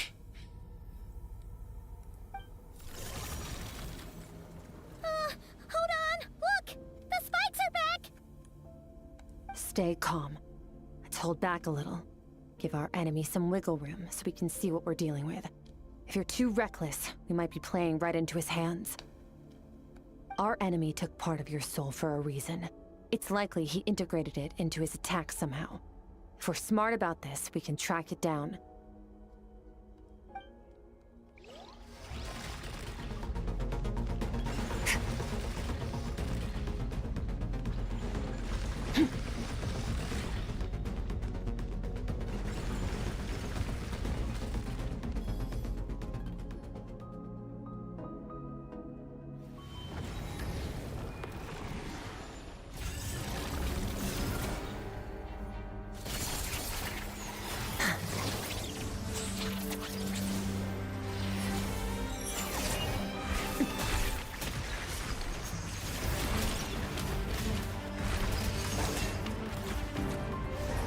From the start, the attacks have been focused on me. Trying to break through my defenses? I see.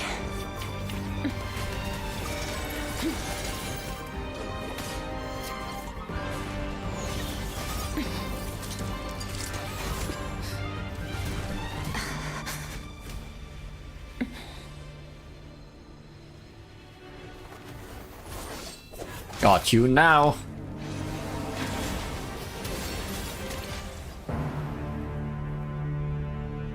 You're right, that thing was...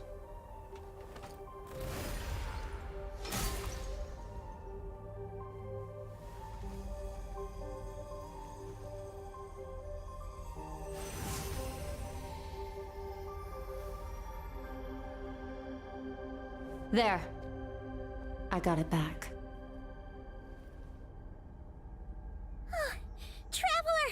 Skirk! What happened? It looked like Skirk just got...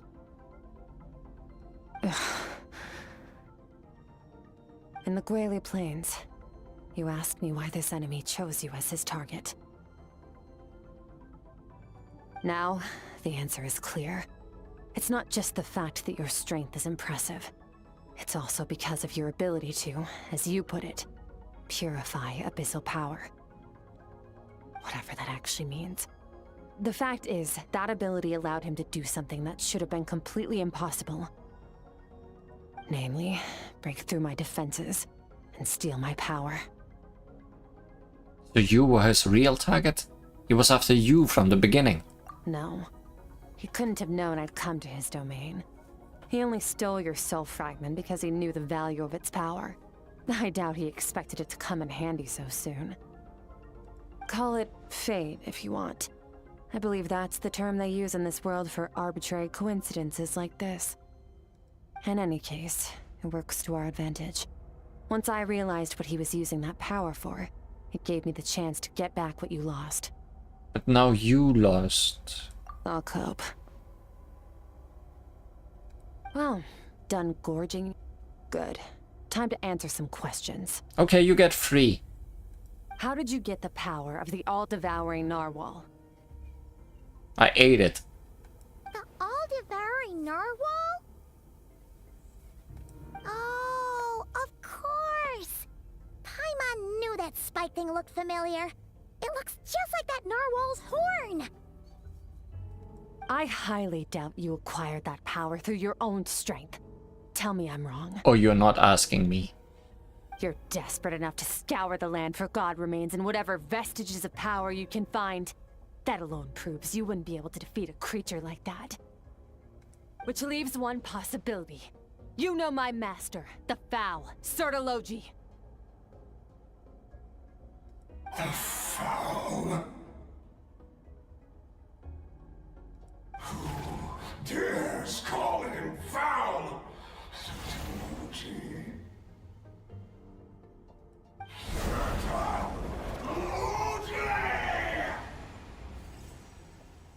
What's wrong? Bit off more power than you can chew? You're struggling to hold a basic conversation. Just a little longer. I'm still...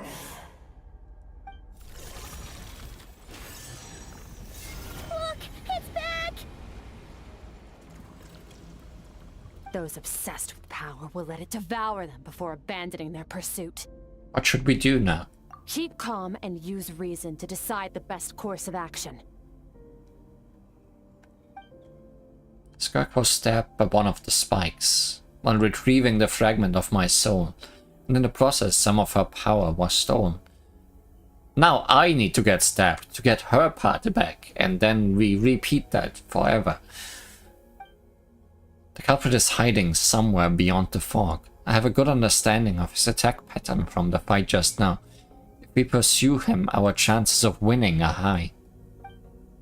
But Skirk's breathing is weaker than usual. If we attack now, I can't guarantee her or Paimon's safety. It's a hard decision to make, but I think we should get out of here. Wise decision. Final victory doesn't always come after a single battle. You've got your soul fragment back, so we both got what we came for. Let the enemy draw breath while he can. It won't be for long. Get us out of here, Traveler. You'll need to lead the way this time. Escape sequence. Skirk, is your shoulder gonna be okay? The wound is minor. Oh! It'll heal in no time. Not good. You should focus on getting out of here alive instead. Stream better. Oh, good. Water jet! Do I even need to fight them? Can I just run? Uh-oh! Falling spikes! Oh, good.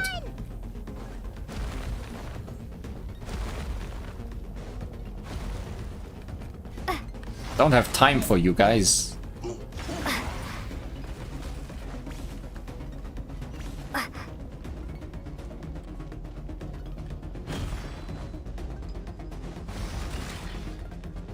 Watch out!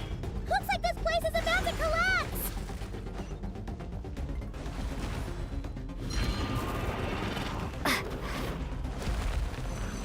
So, this guy's power has something to do with the all-devouring narwhal. I should look ahead. All along, Skirk? I had my suspicions. That's why I decided to investigate in the first place. But suspicions only get you so far. I needed to verify it for myself. Well, that guy down there, not having a good time.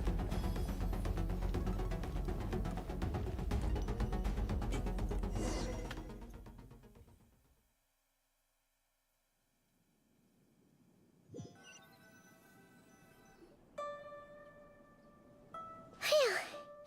Oh, we should be safe here, right?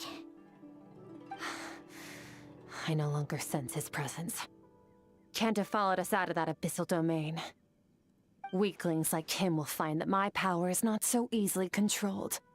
He won't be leaving that place until he's managed to digest it. The all-devouring narwhal. With its power, he even managed to steal from you of all people. You seem surprised. I suppose that's fair. You've seen but a fraction of what that whale is capable of. That gaping maw could swallow a planet whole. It's called the all-devouring narwhal for a reason. Devouring is what it does best. It can extract power from anything, dead or alive, as long as it manages to make physical contact. Yeah. When we had our run-in with that thing, Neverlet mentioned that it has an instinct to devour.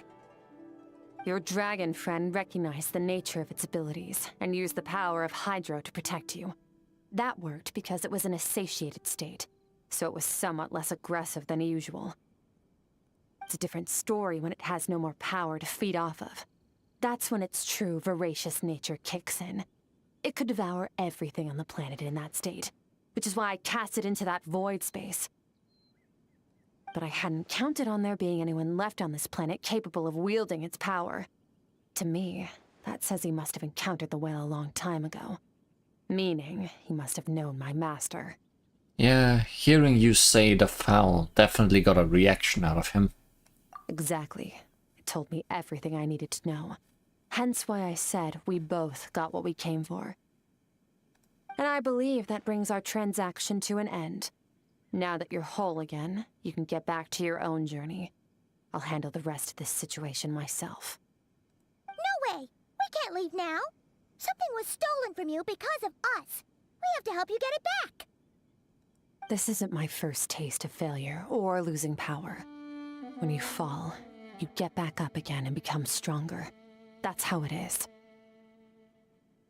But what if that monster finds you before you're all better?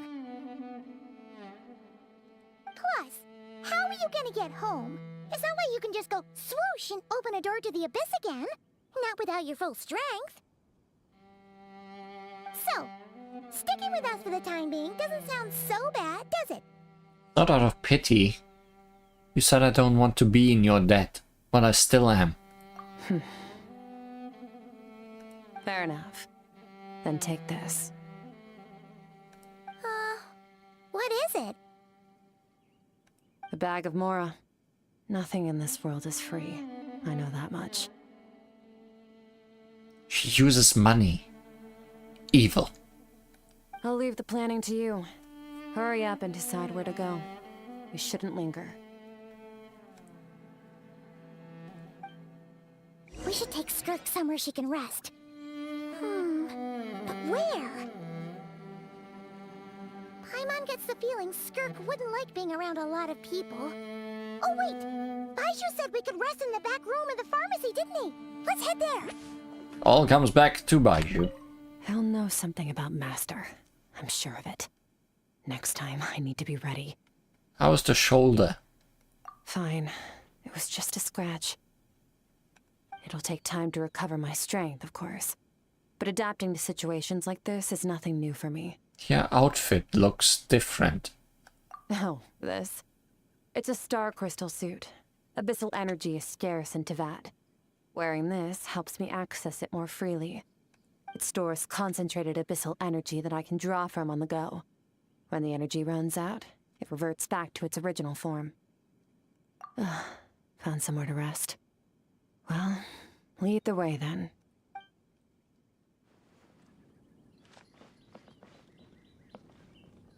I feel like this is like the third look we had of you.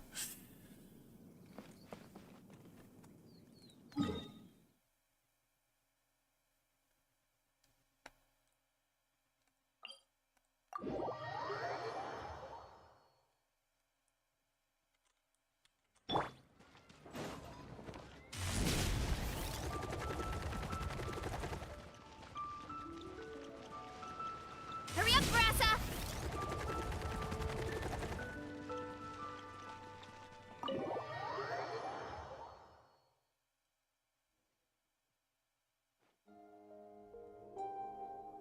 Huh. This bag from Skirk has a ton of Mora in it. Maybe she has no idea how Mora works. Does she have a job or something? Wait, no. After what we saw at Wamin Restaurant, that seems impossible. Can you imagine? It would go something like... I'll be collecting my paycheck now, boss. Who are you? Oh, sure thing. Wait, who are you? Have we met? Huh. Can't hold a job if you make everyone forget about you. So, what did you do to get all this Mora? Claimed some buried treasure, took care of a few monsters that were causing trouble. Nothing untoward. It's safe to use. Yeah, we have lots of money from doing that. Like, there's so much random treasure in this world.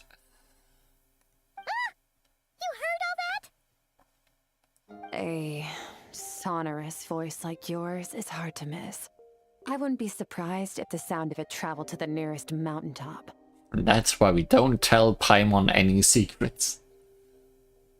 Then, did you by chance happen to hear Paimon's little, joke earlier?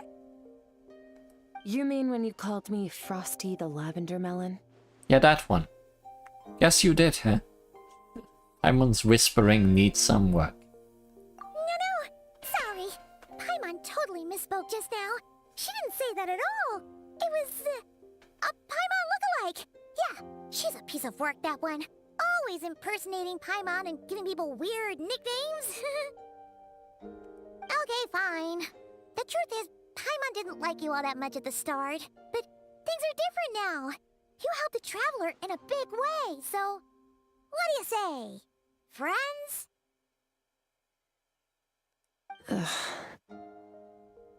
Have you ever had friends?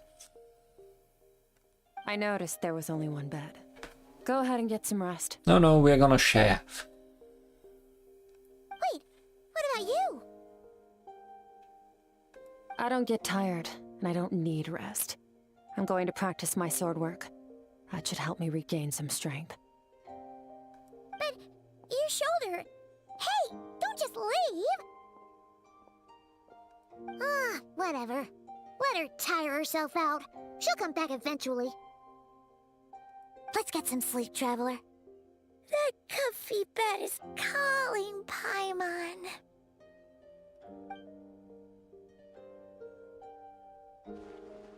Skirk is stubborn. Even if I tried to convince her to take it easy, I doubt she'd listen. Paimon is right. Skirk will stop and take a break once she gets tired. I hope. I should just get some sleep.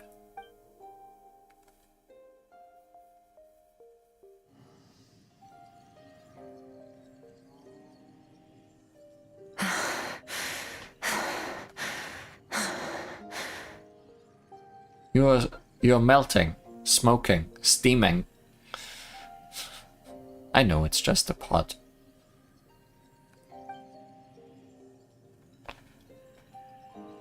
Skirk?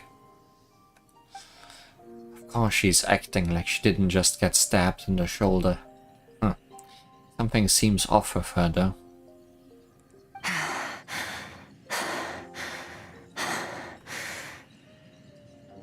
Quiet. Who's she talking to? There's no one around. Unless...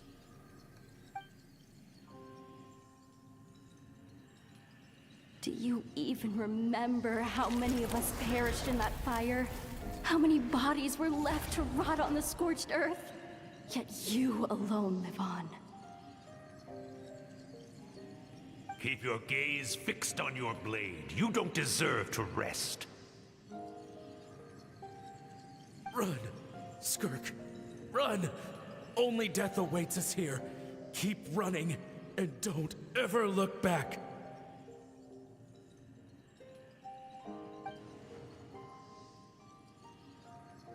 Guilt of the Skirk viber. Yes. Right, in that dream I witnessed, Skirk was training alone, but there were disembodied voices talking to her.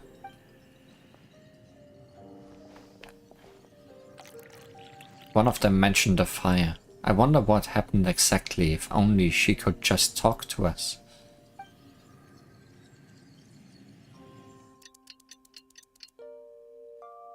And then it was morning. Getting an early night's sleep is the best. That bed was so comfy. Wait, Skirk? Have you been sitting out here the whole night? The bed's all yours if you want it. Covered your strength yet? About 60%. Maybe 70. Whew! Paimon thought it would take at least a couple of days. That was fast. No, not fast enough. That's 20% less than last time. Same training regimen, same intensity. Nothing felt different, but somehow the outcome fell short. Maybe it's because of the spike that stabbed you. No, I think the problem's with me. I need to meditate for the next 2 days. Deep introspection should help me find the issue. Ooh, sounds intense. We'll watch over you in the meantime, then. Thanks. See you in 2 days.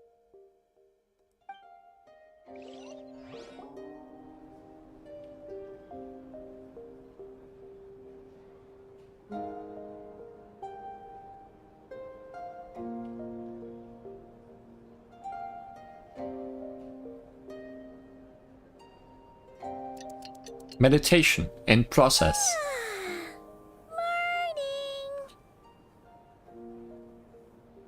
Better to not recover more than 80%. Saves the battery. Skirk is still meditating, huh? It's been 2 days already. Shouldn't she be awake by now? No idea. Maybe it's not going too well. Paimon can't think of anything we can do to help. Oh wait! Breakfast! That's it! Paimon will go get breakfast! Skirk is gonna be starving when she wakes up. Be right back.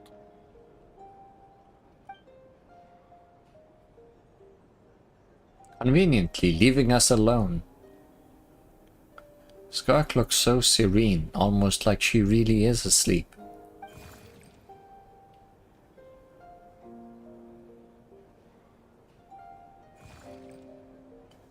You again. What are you doing here?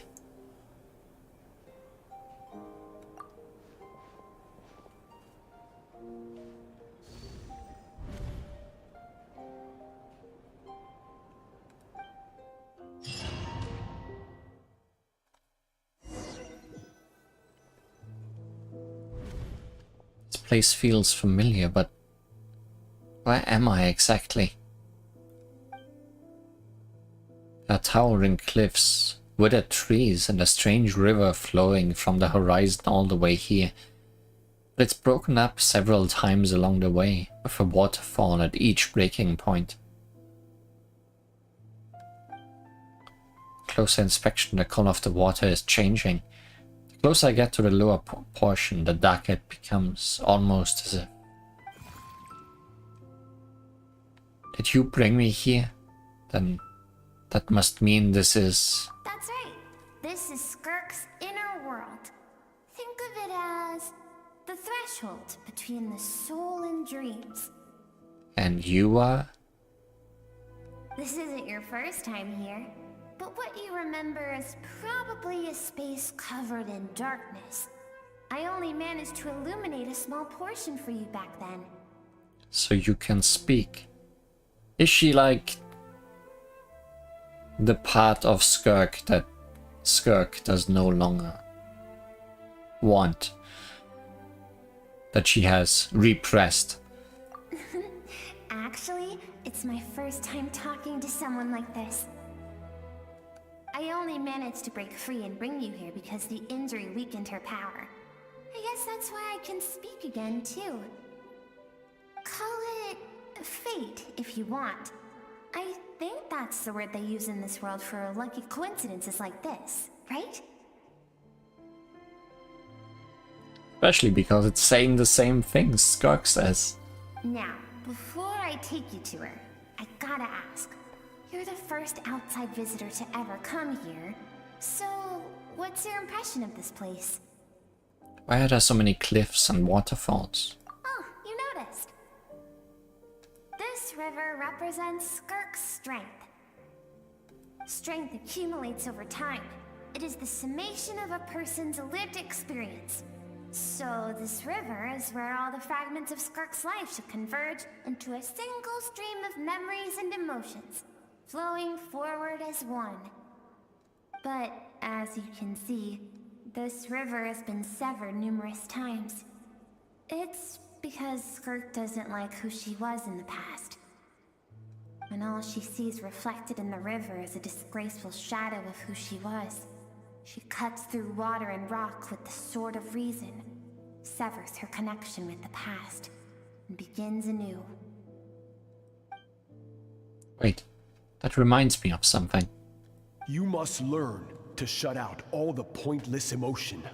Crush the self that makes you weak, and become master over your physical form. This isn't my first taste of failure or losing power. When you fall, you get back up again and become stronger. That's how it is. I see. So it was Sertologi who taught Skirk to replace all emotion with reason. And since then it's been a constant process of abandoning, refuting and erasing her past self. I suppose that's the secret to her strength. But it's such a sad thing to think about. What has she been through? Why does it have to be this way? The answer to one mystery invites another question, I see. Let's follow the river upstream. There among the cliffs, among the memories etched into her heart, lies the truth of it all. Soon, you'll understand everything.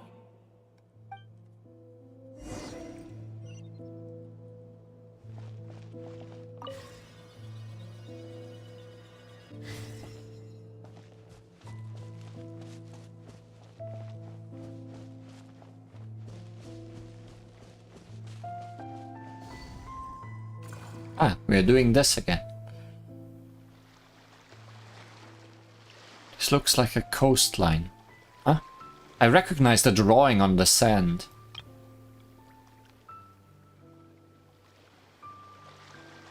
Yeah, it's the drawing from the start. With the heavenly principles and her cubes. And yeah. Wait, isn't that the picture I drew for Paimon? Why is it showing up in Skirk's memories? I guess it means she was there when we did that.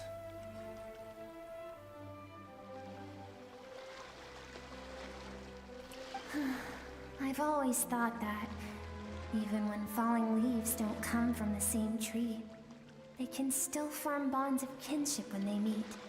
I don't know if that painting is still there on that beach, or if the tides washed it away like maybe hours later.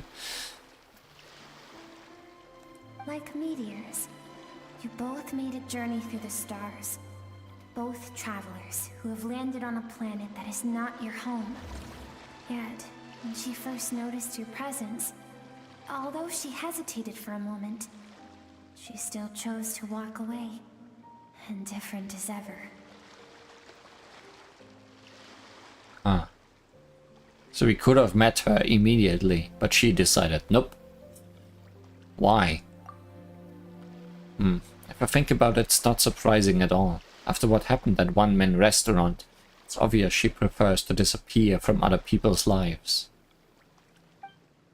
She hasn't seen Child in years either. I doubt she's ever made a connection with this world of her own volition.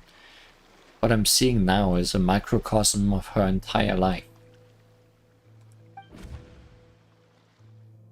Seems like you've answered your own question. Skirk sees herself as a trespasser in this world. She's made a conscious choice to avoid altering its path. But the reason for that decision stems from events much earlier on in her life. Let's keep going. It's still a long way to the source of the river. And that's certainly an interesting one to start on. Let's hope they get even more interesting along the way.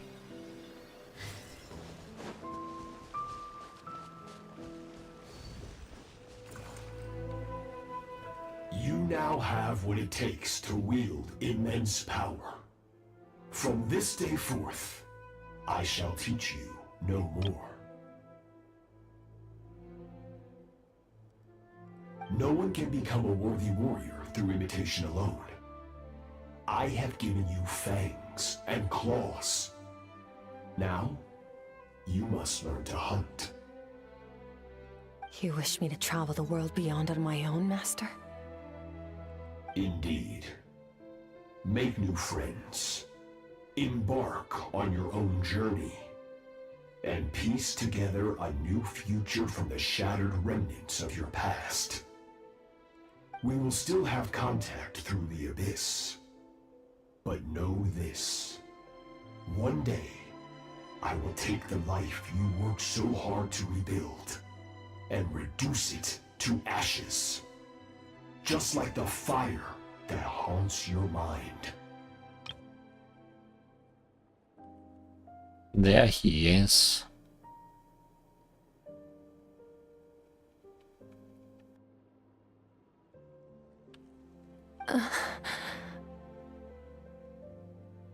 Why do you do that? I have told you before. Fear is the catalyst for human evolution. Mr. Black Hole in the chest. Yeah. You have tasted loss. You have known fear, so deep it can be felt in the bones. But as living beings, we all have an instinct to detach from that which harms us. And thus pain dampens over time, and the acrid taste of fear becomes but a distant memory. Yet now, I have bestowed upon you the gift of fear eternal. It will drown you in the nightmare of your childhood, or it shall drive you to defeat me, whatever the cost. The figure next to Skirk looks familiar. Right. I saw the same figure during the battle against the all-devouring narwhal. Right, it has a phase inside the whale if it eats you. And then a man attacks you. So I guess that's him. That is what Skirk's master, the foul, Sertologi, looked like at one point in time. At one point in time. So he can change form. Of course. As a higher being, physical form is a triviality to him. He could appear as a beast, a human, or even a monster that defies description. The form you see him in here, clad in abyssal armor, is the one he usually wears when traveling through the stars. I used to think Sertologi and Skirk were just master and disciple, like Skirk and Child. Now I see where Skirk chose to distance herself from humanity. Sertologi told her to put down roots here, while at the same time threatening to destroy whatever life she managed to create. For certain reasons, I need to bridge the power gap between me and my master as quickly as possible. But first, I need to understand the source of his strength. To do that, I need to follow in his footsteps, walk the path he once walked, and somewhere along the way, I'll find out how to defeat him. That is my sole focus and purpose. So that's what she meant. But I still don't understand why Sertologi would do that. From what he said, I didn't pick up on a conflict between them. I'll let you in on a little secret. The real Sertologi is terrifying. The scope of his power is impossible to understand until you experience it firsthand. It is absolute. The power to crush all things. Shall we keep going? Let's see. We're about halfway there.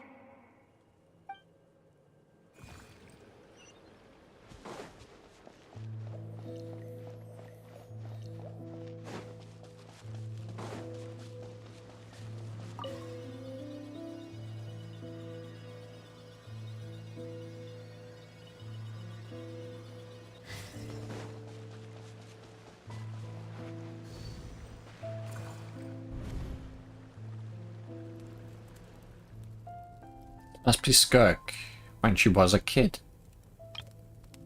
Nah, it can't be her. Her face isn't Big Hat. We've made it quite a ways already. This is Skirk, when she first began training under Sertologi. I have set your broken wrist. Tomorrow, you're to train twice as hard. And break your wrist twice as hard. No tears this time. Good. Attempting to garner sympathy through tears is a habit of the weak. A pitiful, useless ploy. Can I ask a question, Master? Why did you save me? I keep thinking, maybe it would be better if I had died. I wouldn't be haunted by that fire all the time. I wouldn't have to go on like this. I saved you because I have a plan for you.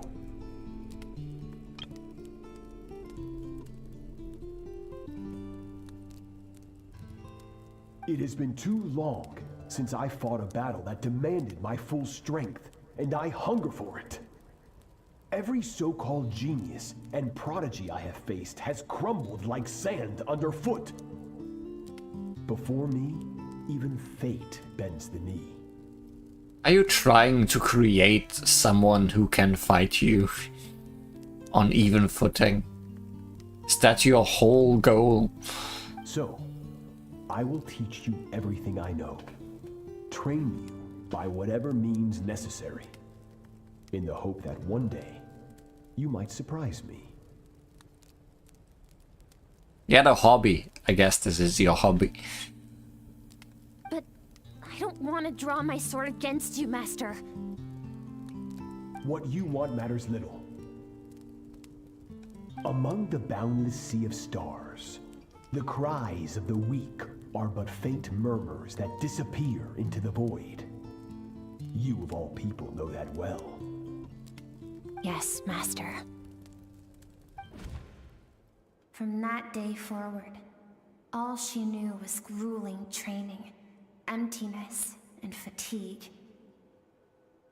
After some time, Her talent bloomed, and she gained control over her emotions, like her master. How should I put it? It was not that human emotion disappeared from her heart, but that reason came to dictate all she was allowed to feel. I suppose it was at this point that she became the Skirk you know today.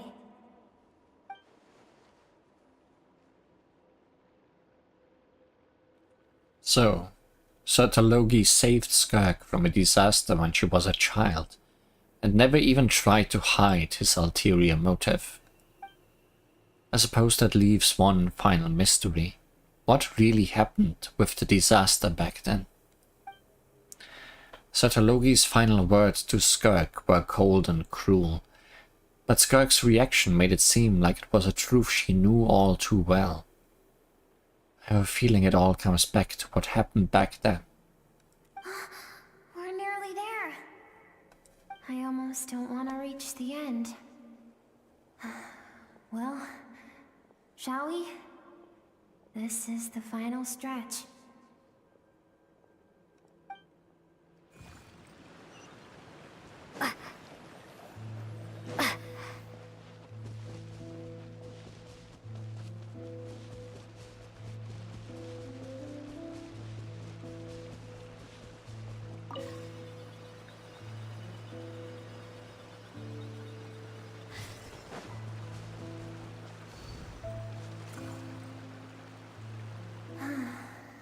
These are Skirk's happiest memories.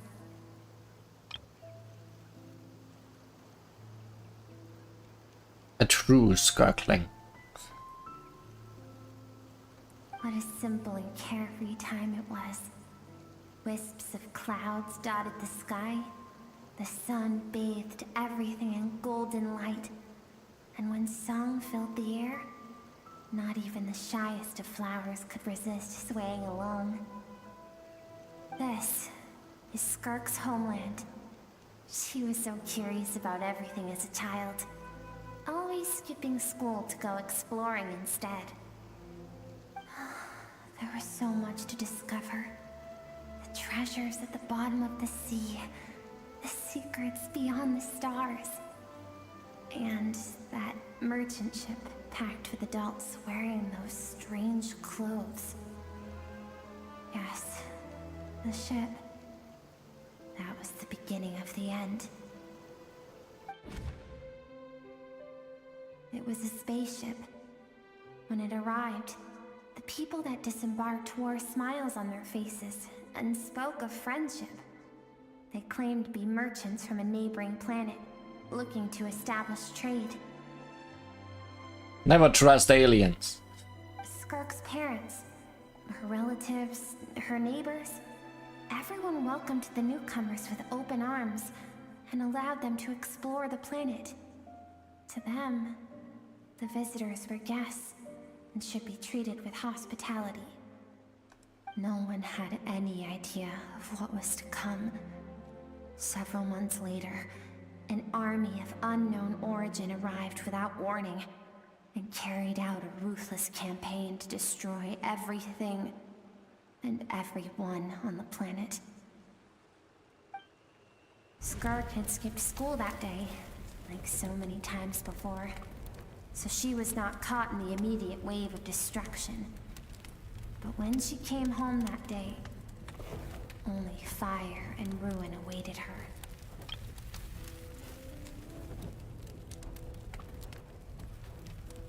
Countless people cried out to her for help. People she knew and loved. Friends and relatives. The little girl who lived next door. The shop owner with the bad leg. The bad-tempered teacher she had made fun of just that morning. What's with her spine? Good question. Maybe she does have a back fin like a fish.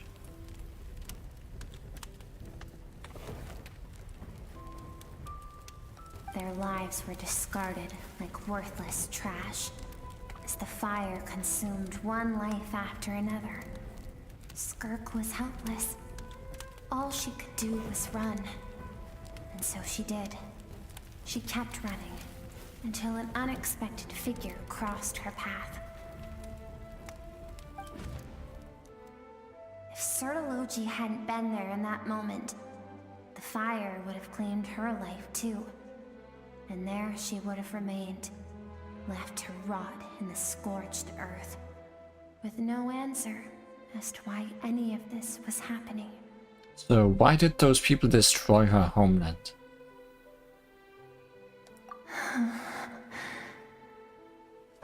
Because she and her people were seen as a threat. A threat? Did they do something bad? As the initial merchant ship explored the planet, they discovered that it hadn't always had the condition to support life. Yet there was evidence of human activity, even during the periods of extreme heat or cold in the past. Further research revealed that, over time, the people of this planet had evolved the ability to adapt to any type of environment or energy source. For that reason, the outsiders viewed them as a potential threat, and decided to eliminate them before the threat could rear its head. And so, the army was called, and the so-called danger was wiped from the face of the planet. Just because of a speculation. All those innocent people. Senseless, isn't it? Deemed a threat because of a gift they didn't even know they had. Perhaps it was their own innocence and kindness that doomed them. But in the end, that was lost to the blaze as well. If those with power get to decide good and evil, then all you can trust in is the sword in your hand. And so, before death could claim her, she ran. She ran and never stopped. Now I see why Sertology's threat is such a terrifying prospect for her. And now I see why she distances herself from the world. No one wants to relive their most painful moments. Well, that brings us to the end of the story. This is as far as we can go. Skirk is waiting over there. For both of us. Let's go to her. It's time to fulfill my purpose. And my greatest wish over all these years.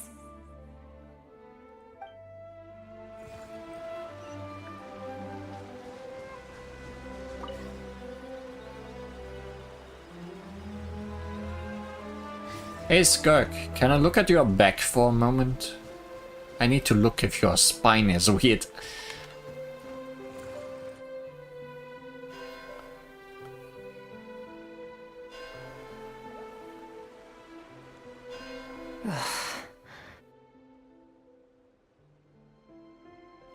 Kinda hard to tell with all that hair. So all this, just so you could bring her here? I have things to say to you. Well, to me. Seems I was right. I want someone to witness our reconciliation, even if it takes an argument to get there. And she is the best choice in this moment. Wait, then you must be...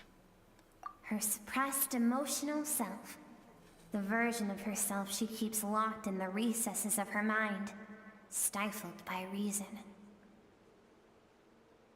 All those rejected impulses, those discarded aspects of your past selves, they are a part of me now. I am who you used to be. Someone you have refused to face for too long. So, I came to face you instead. You're wrong. I've faced you all along. And that's exactly why I keep you locked here. Your existence makes me weak. Moments of joy and longing are when we are most vulnerable. Don't forget, it was a penchant for goodness over reason that doomed our homeland in the first place. The vastness of the universe renders everything insignificant. our feelings most of all. Even so, learning from the mistakes of the past doesn't have to mean erasing everything.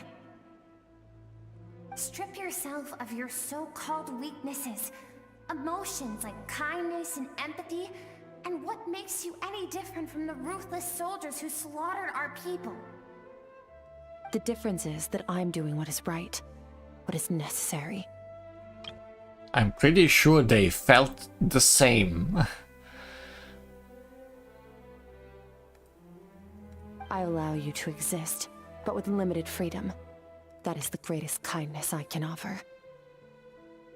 She does have a back fin under there.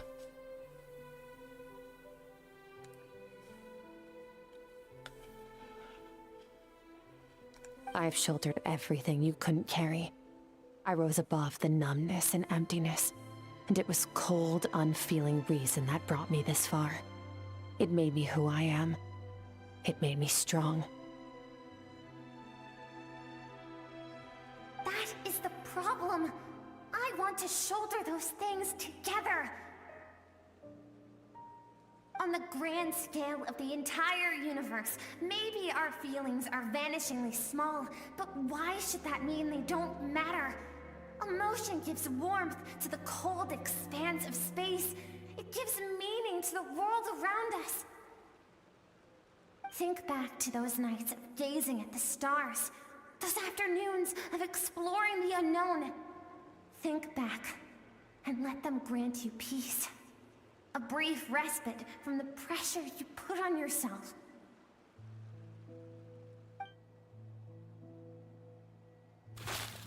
That isn't what we need. Get cubed. Exactly what we need. Aren't you curious about why recovering your strength has taken longer than normal this time? Finally, you get to the important part. That is the only answer I came here to find. Then look around. Look at your inner world. You cast aside your dreams and curiosity, and in doing so, you lost your original motivation. You severed all connection to who you used to be, so you can no longer draw strength from your past. Now, the only things driving you forward are fear and survivor's guilt. But these cannot take you far enough. And so, this river, the source of your strength, grows more polluted by the day. And you think that means I should seek help from a weak little thing like you? Your emotional self isn't weak. Oh, this is a good angle to see the thing. To see the fin.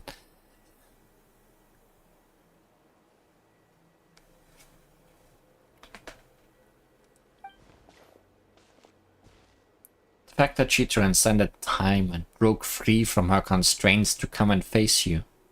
That proves it. Thank you for saying that. I knew bringing you here would be the right choice.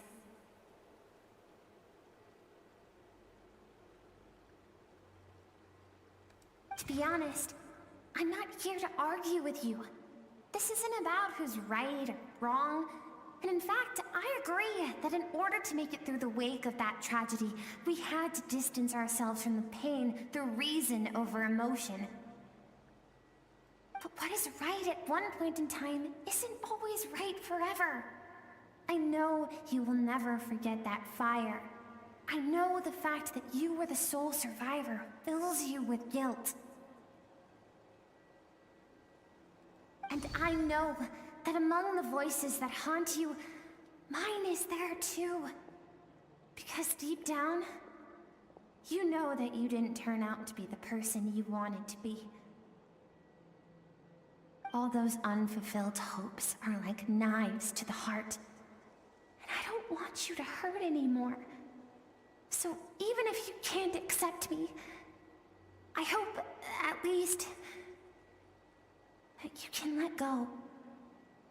I keep thinking, maybe it would be better if I had died. I wouldn't be haunted by that fire all the time. I wouldn't have to go on like this.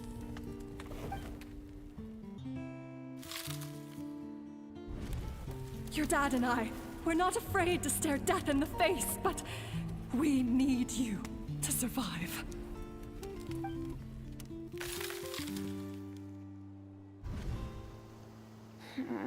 I'm sick of being a kid. There's so many amazing things out there, and I'm ready to see them all.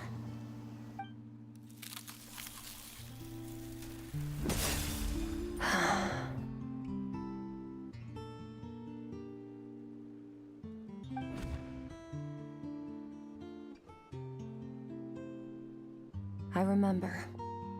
There was a song Mom and Dad always sang when we went out to fetch water. Do you remember the lyrics now? Dancing water. The sand along your path is begging for your song and movement. Will you carry this burden with you on your journey? I am not the dancing water, and you are not the burdensome sand. But if this is your wish, then I will carry you with me until the end.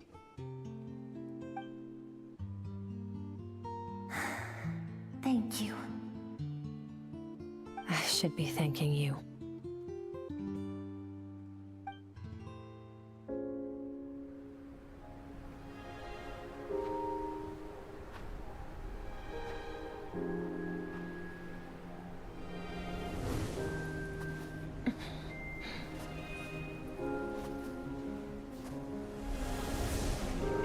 Run, Skirk, run! Remember, leave no one alive! Heed my words, Skirk. Let fear take root in your soul. Did you survive? Why was it only you? Skirk, did you become a positive light in this world?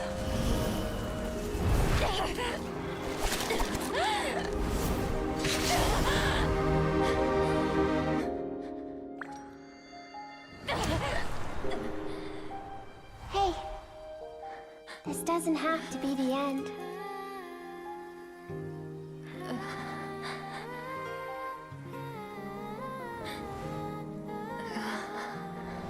Life is a gift. Don't let darkness claim it.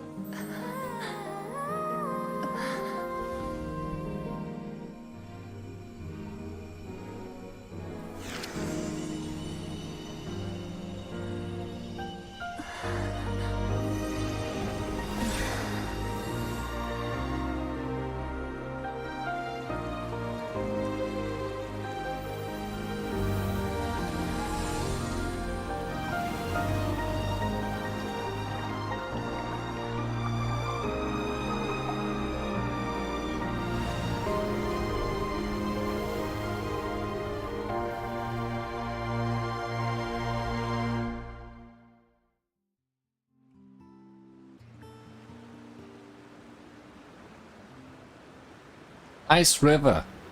So, you saw my memories then.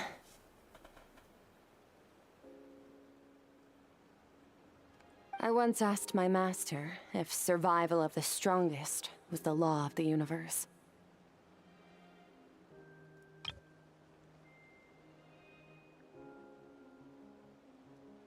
He said no, but in a world without order, those with no moral boundaries tend to be the ones who survive. That isn't true strength. Power is not a substitute for doing what is right. That's why, after hearing his answer, an idea came to mind. An idea that, one day, I would create a new world order. One in which there would never be another tragedy like that fire. One in which power was not the law of the land. But that means I must defeat him. Because my master, Sertologi, is, at the core, a defier of all rules and order. Sounds like you have your work cut out for you. Yes, And not just because of the gap in our abilities, but also because I have no reason to see him as an enemy. Although his decision to train me was not made out of kindness, he did everything a master should. He saved my life, taught me the sword and the principles of strength. And for that, I respect him. But he intends to face you in battle one day. I know. And it's not something I want. But Master never goes back on his word. I have to treat everything he says as a promise. Or a threat. He's no longer into that. But he sends me messages through the abyss every now and then. Most of them are simple greetings, or an answer to one of my questions. Every time I hear from him, my heart skips a beat. And I wonder if this is the moment where he'll finally appear before me and tear down everything I've built to pieces. Maybe that means I do live in eternal fear, just like he said. Yes, I respect him, but I'm also afraid of him. And for that reason, the pursuit of strength consumes every moment of my life.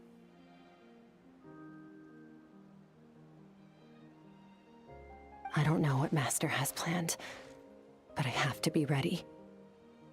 If he does attack you one day, I'll help you. Help me? Why? This isn't your fight. If that black hole, your master mostly sucks. What an insult. How would that other guy react that reacted so strongly to us calling him the foul?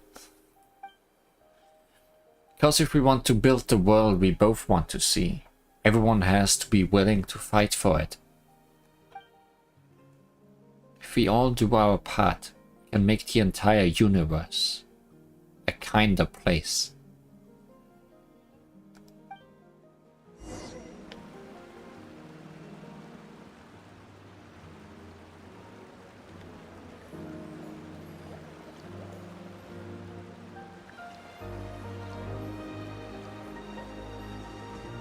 I just wanted to get a good look at the path we came from, but I guess this is the best we're gonna see.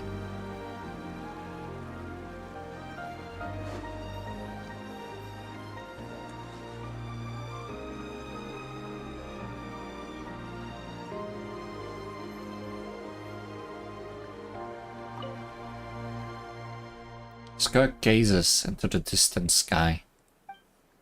There's nothing else to do here. Should I leave?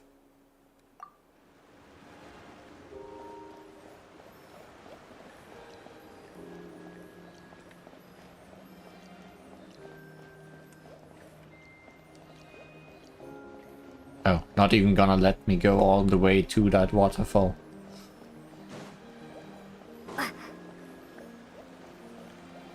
I guess there really is nothing to do.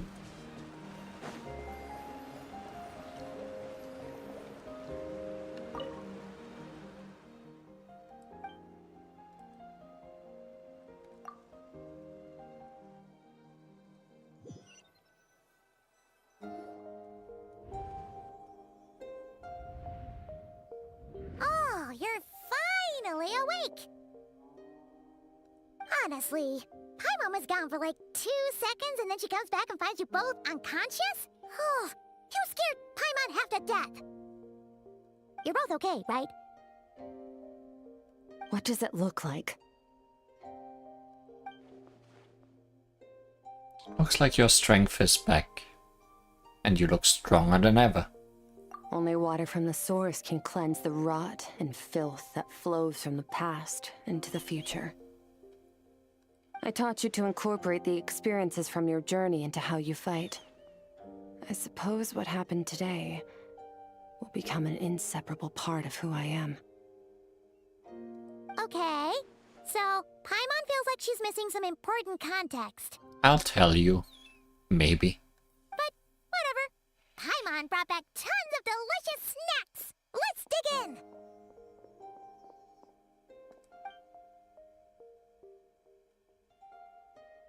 All right. It's about time we finished what we started. We're with this thief for good, right? Finally, let's show him what we are made of. This time, I'm not going to tell you to hold back. But having digested even more power in the meantime, he's going to be tougher than before. The good news is, we have no reason to pull our punches this time. So, let's go. Same place as last time. Rematch time. Unbounded.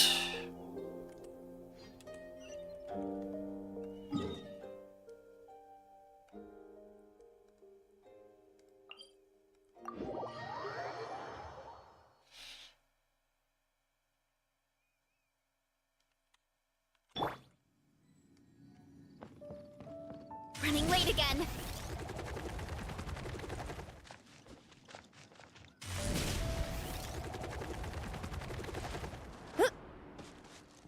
Hey, we didn't trigger that single slime this time.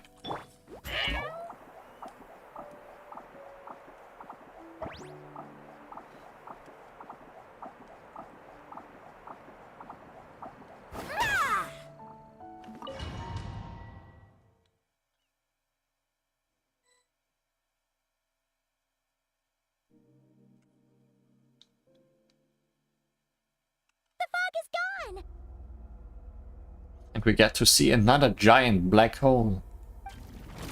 Oh. Wait, isn't that the form the all-devouring narwhal changed into? How come he knows that, too? That's Skirk's master. That's what the fowl used to look like. Really? So, you're telling Paimon that giant whale and this guy can both turn into the fowl? How does that work? It's a subconscious instinct. Any intelligent being who longs for his level of strength is bound to mimic his appearance. It's a natural response after encountering someone as powerful as Master.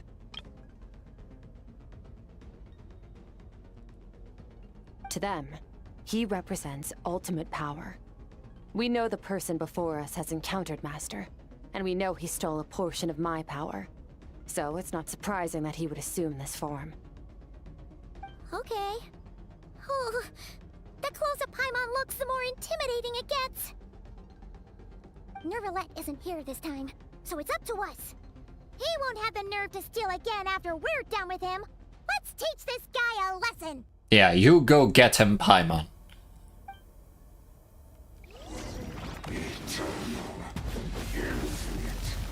Blood Serpent's Broken Edge. Another star goes out!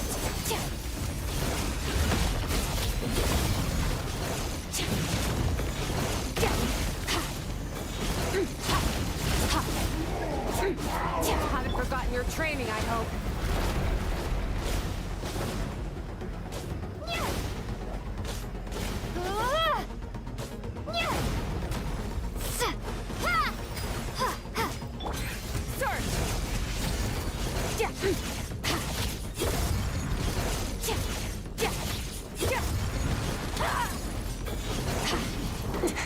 That's more like it. Once more, shall be his crown.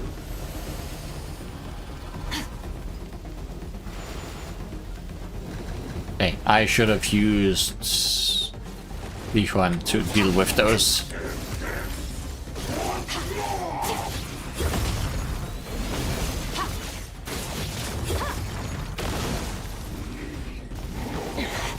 Wasn't expecting this.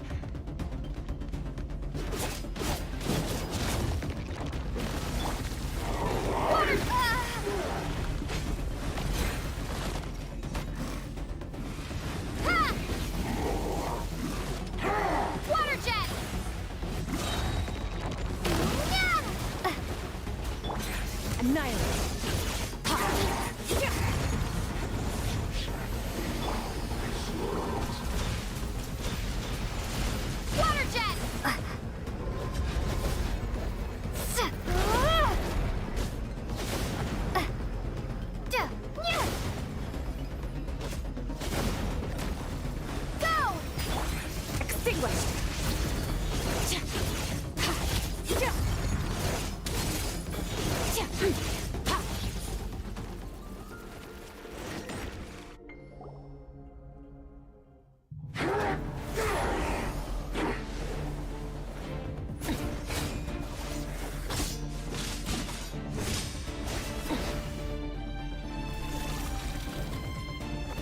Watch out!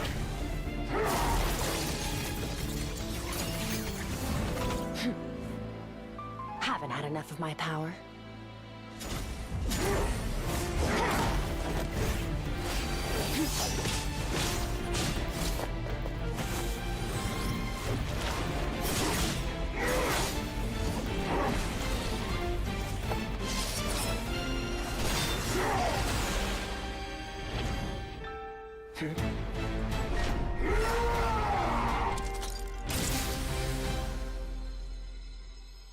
Well then, let's see how much more of this power you can handle.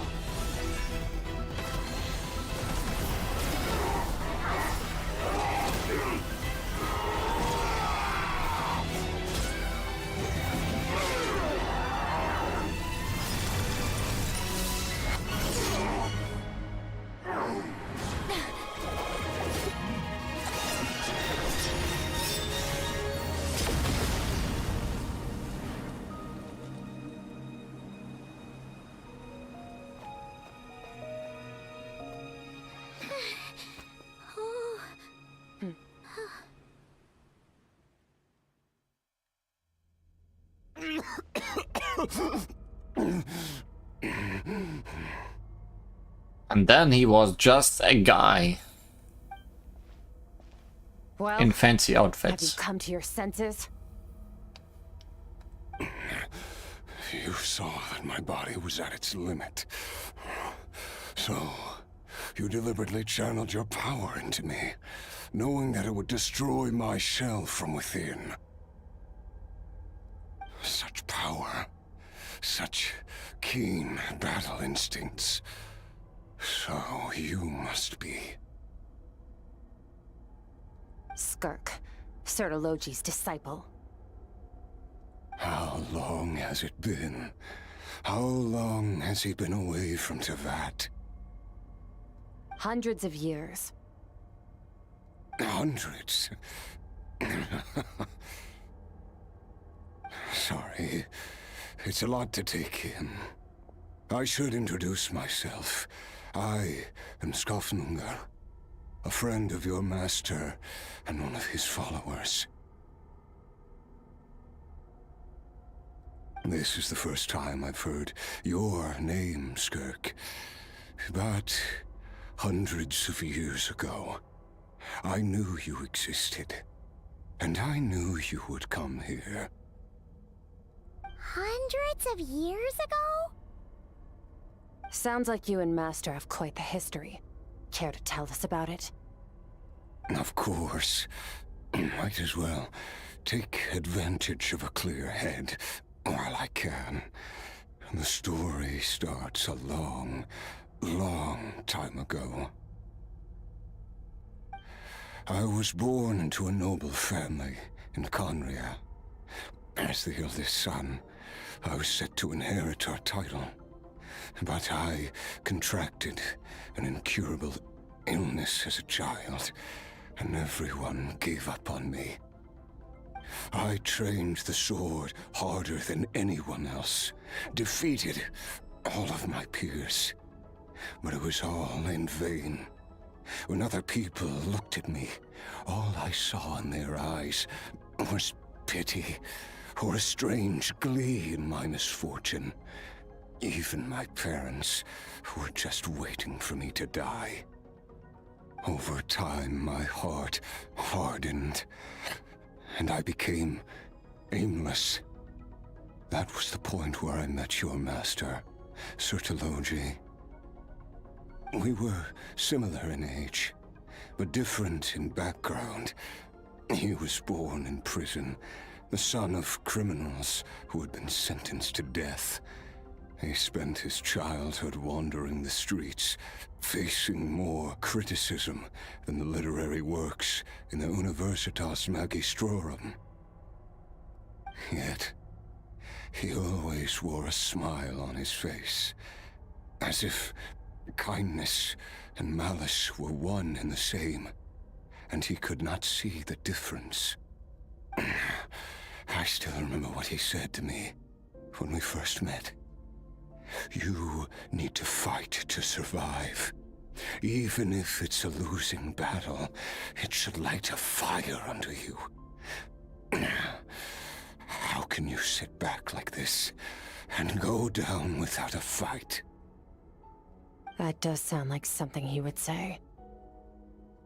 He was the first to acknowledge that I was worth something, and he inspired me to keep going. When we sparred together, it was the first time I'd actually felt the thrill of combat. When I was 10, he stole forbidden research materials and managed to cure my illness. It was like there was nothing in this world he couldn't accomplish. When it came to the human form, he was always intent on pushing the boundaries of possibility. But somewhere along the way, I fell behind. My talents were nothing compared to his, and at some point, I realized he had pulled so far ahead, I was too embarrassed to even ask him to spar. After his grand endeavor was successful, he sought me out and said to me, "This planet no longer holds anything of interest to me, so I'm leaving. But first, I have an offer. I can use a power I have just refined to break the curse of immortality for you." I am bored. Goodbye. Your death was once what we worked so hard to prevent. But the immortality you now face is a different kind of pain altogether. I'll pass. Immortality doesn't sound so bad to me. Since I can't die, it means I have an infinite amount of time to get stronger. Maybe I'll finally catch up to you one day, and we can spar like we used to. Are you sure? I cannot say when I will return. Your body, or rather, your soul, might not be able to withstand this curse. All I can do is try. After all, a wise man once told me, people need to fight for their own survival. Wise indeed. Nevertheless, if you grow weary of the pain of immortality, and wish to experience a good sparring match before you wither away, seek out my disciple. Disciple? Never thought I'd hear that word coming from you. Nor I. But Vedifenir said I was destined to find a disciple out there in the universe, and bring her to Tibet. You know as well as I, Vedifenir's prophecies are never wrong. Well, now I'm curious about who this disciple of yours will be. All Vedifenir said was that one day, the stars shall bow in her honor. Sounds pretty impressive. Of course. Only the most outstanding people would have the right to become my disciple. Still self-assured as ever, I see. But you're not wrong. I'll be leaving then. Oh, and if you are serious about getting stronger, I left you a little gift in the primordial sea. As I've said before, walk whatever path you want. Freedom means even the wicked get to make their own choices. Waiting for me in the primordial sea was the all-devouring narwhal, already beaten into submission by Sertologi. In its weakened state, I was able to cut off part of its flesh and sew it into my own heart. Well, that explains that part of your power. Your heart? That sounds like torture. How did you even survive that? Immortality. Because, of course, I bear the curse of immortality. So, you used the curse to turn yourself into a vessel for power. Even with that whale's ability, devouring power like that is not something the human body can withstand. With your body and soul constantly at the breaking point, it was the curse of immortality that sustained you. But that is not the path to strength. You have to pour your heart into it, work for it, dream of it. Instead, you stole something that didn't belong to you, and it backfired. You're right. I should have known better, but I had already pushed myself to my limits, and he was still miles ahead of me. So I had to take a leap of faith. I miss your master. I miss the days when we were all together, troublemakers without a home. I don't regret the choice I made. But if you'll allow it, I do want to apologize. To both of you. After the beating we just gave you, I think we can call it even. You're an interesting one as well. Sertologi's disciple. That's a lot to live up to. It can't have been an easy experience. I know what he's like. He rules with an iron fist, using despair and fear to force you to catch up to him, all the while standing ever out of reach. We're like mountain climbers in the dark, never knowing how much higher we have to climb, or when we will see the sun again. True. But I made up my mind long ago. No matter how dark it gets, I will not give in to despair. I will overcome it. Besides, after hearing your story, I suspect what Master really wants is not a battle that demands his full strength, but rather a defeat without regrets. Oh? Since you're his friend, you must have some things in common. First time we came here, when you stabbed me through the fog and stole my power, I felt no emotion coming from that spike. But when you had to devote all your strength fighting me just now, I could feel joy and passion emanating from your blade. It was the joy of a researcher discovering the truth of the world, the joy of an artist uncovering a temple of wonders. Interesting.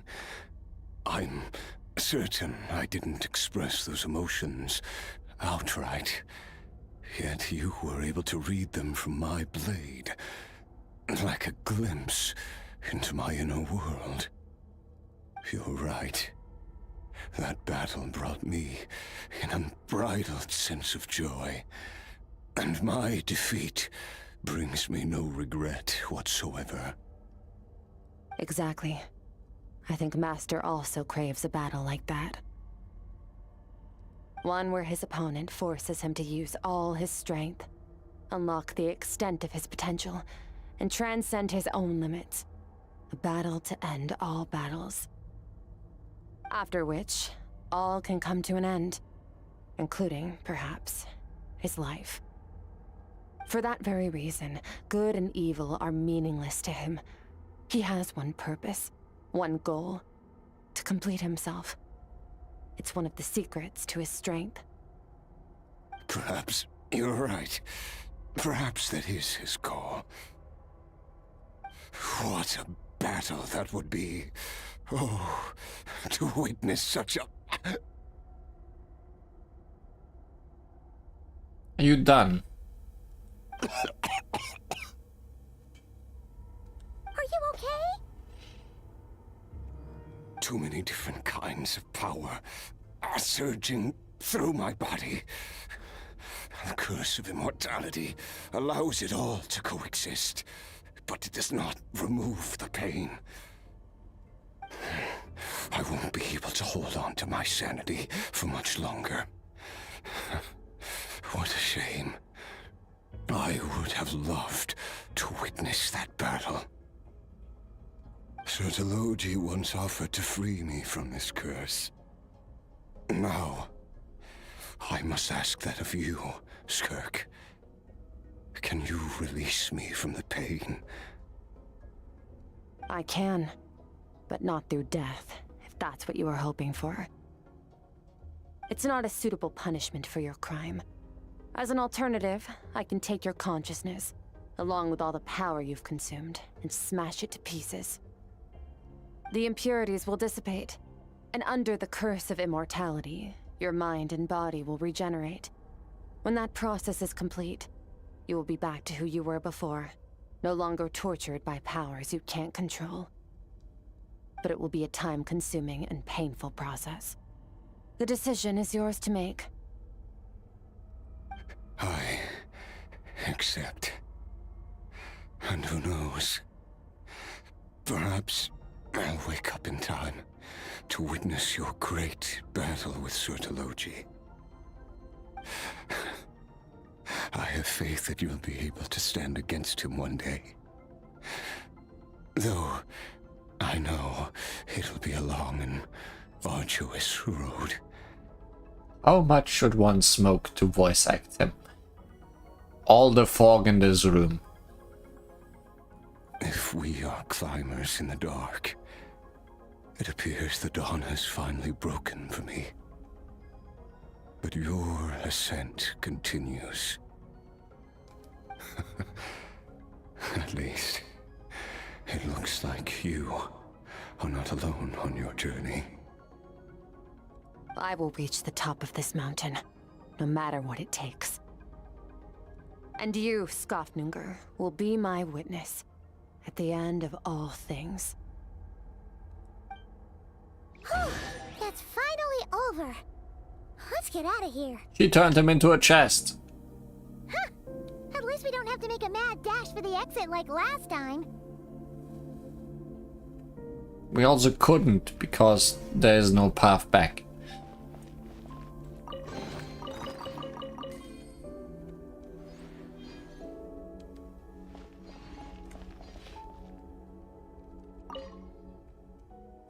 She keeps doing this.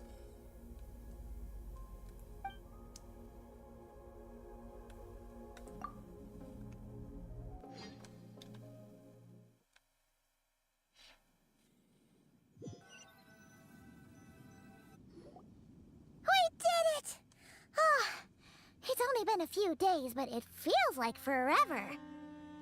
Once again, we've proved there's nothing we can't overcome. We're just that awesome. I didn't even break a sweat. Wow, you sound even more confident than usual. Guess you really have become stronger. Today sure went by fast. It's night already. Oh wait, that reminds Paimon. The stars you mentioned, the ones that died out, are they back now? Yes. The power Skofnungur stole has been returned. So, the stars have regained their light. Great! Huh, it's crazy that you even noticed their light was gone. There are so many stars in the sky. If a few disappeared, Paimon definitely wouldn't be able to tell. I suppose it's because I have gazed upon this sky for centuries. Knows every star. The false stars, hanging in the meticulously planned sky, glittering with rotten light. That's a very nice way to say it. It's not real. And yet, it is for that very reason that I can look upon it and enjoy the momentary peace it brings. It's beautiful, I agree. I'd like to see what it's like up there. Even the most beautiful of bubbles has to burst. We will return to the real universe one day, whether of our own volition or not. Time marches ever forward. Even the innocent and naive will taste life's bitterness. Yet through hardship, we grow, until we learn to seize the sands of time for ourselves, and uncover our true strength. Though we gaze upon a false sky, its vastness and majesty is palpable.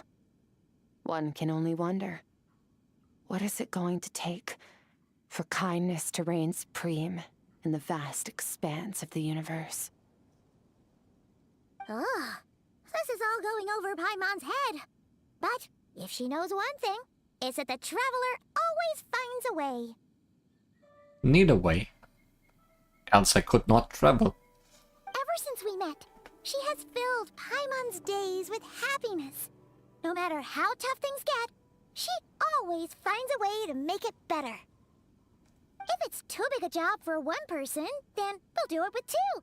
And if two's still not enough, then three. We've met so many amazing friends and accomplished so many amazing things. As long as we don't give up, we can make any wish come true. I suppose when it comes to you, anything is possible. Well, I should be going. Now that my power is no longer isolated from my emotions, I need more practice to get used to it. When will we meet again? I suppose fate will decide. Maybe we'll bump into each other on the street. Or maybe we'll reunite on a different planet entirely. Regardless, reunions and partings are but passing moments. More than anything, I hope that, at the end of this journey, wherever it takes us, we stand in a world reborn. One without war, pain, or forced partings. One where new life can bloom, even where there was once nothing but scorched earth. For this, we must all work to become stronger. Of course, Master. If that's what you want to call me, I won't object. Goodbye.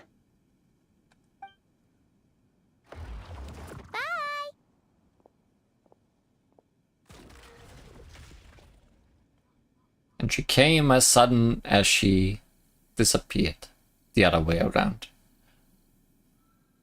Is it just Paimon, or is she being nicer than before? We definitely count as friends after all that, don't you think? Hey, what do you think about camping here tonight?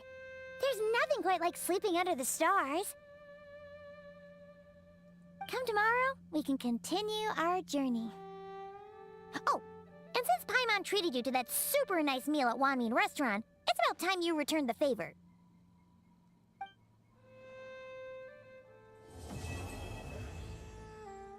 That was a very good one. And we keep the Dream Mirror fragment. And training review. And lingering euphonia. All the stuff.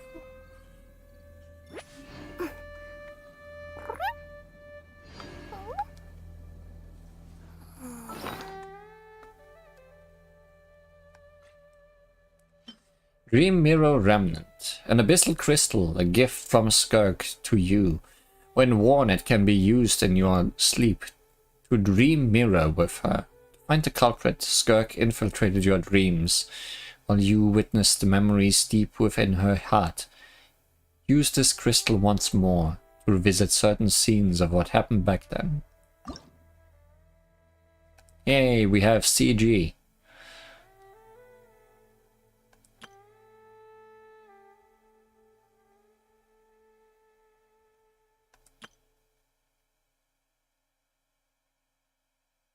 And some poetry.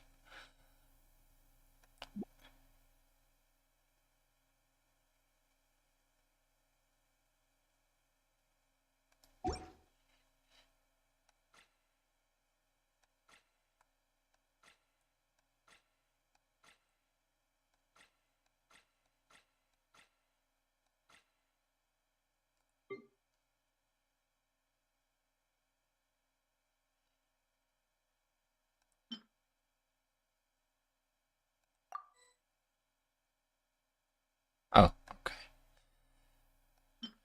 Training review. After completing Skirk's rigorous training, you and she compiled a summary of your experiences, documenting your relentless efforts and her grueling trials.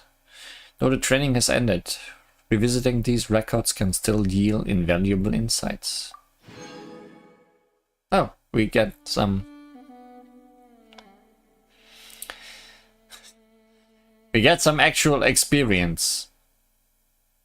Or talent level up materials. And we keep a version of this. Probably now back over here. Yeah. Interesting.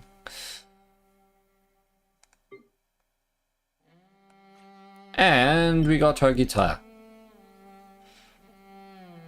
A guitar that Skirk made based on the instruments of her homeland. The guitar has a unique charm when played. Its ancient melody seems to hum of a history that nobody recalls. I guess she didn't need it anymore.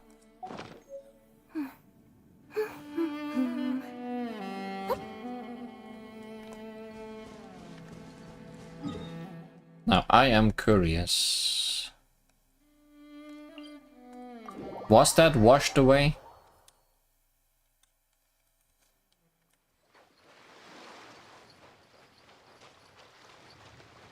We've not been here in a bit.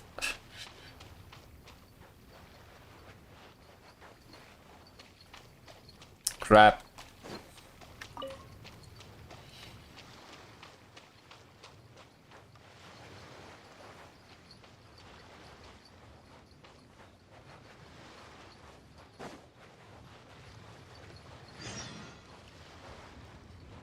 Suddenly a quest. I don't even know where it would have been, but I don't think it was this far over here.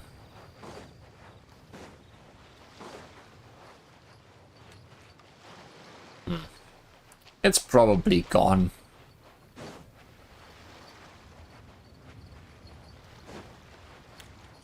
Running late again.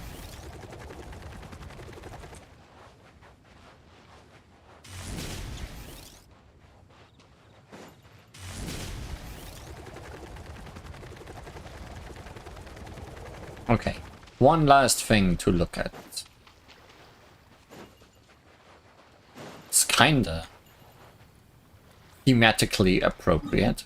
There's a new boss on the map for this version of the game. Where though? Somewhere in Natlan, I think. Probably. Is it this? I think it is. Tenebros Papilla.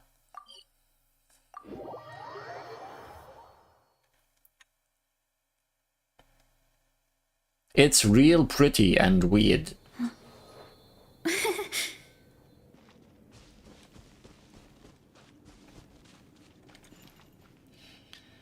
So today has been a bit of a theme of someone stealing powers of others.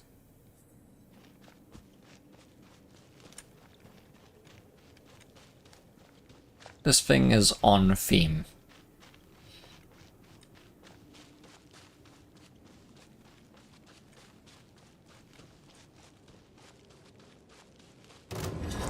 Void Fantasy Plant.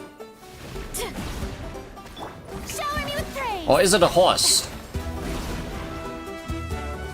The doctor was seated. Or is it a seahorse? Or is it a Yunkasaur? That's that. Seems like an emergency. Why me?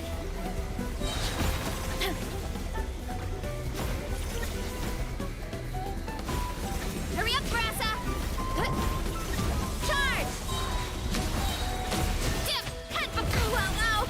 Oh, that was an insta-kill, huh?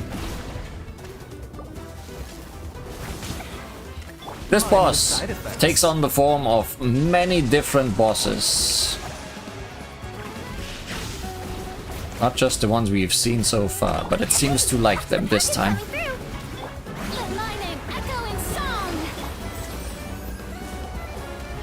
Maybe it has a different set it chooses for each time you attack it, because last time it did not use these when I fought it.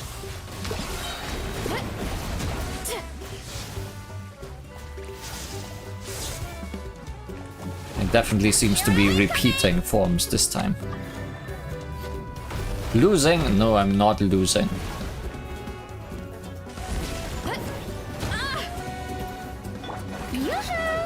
A bitter pill to swallow. That! Why me? It's justice o'clock! Yeah! Yeah! Kapow! It's justice o'clock! Headbutt! Let's fight it again and see if it does a different set.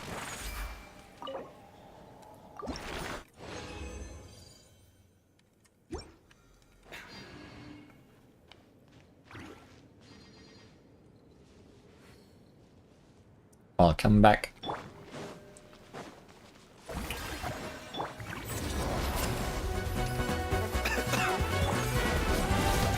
Yep, it's a giant robot dragon. Why me? Antenna! Grid beam strip!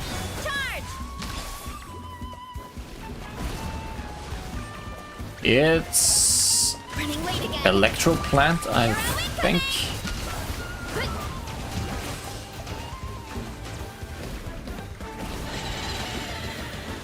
And it's a mushroom. Strike a pose! Remember, health comes first. A bitter pill to swallow. Why me? It's justice o'clock! Yeah! Kapow! Hi! Yeah! Oof! And if you actually break it during that moment, it gets stunned. Okay. And we have another.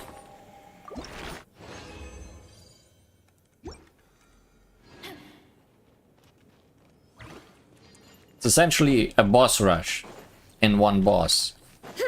The doctor was seen now. Shower me with praise! Express delivery! Headbutt! Nope, it's horse again.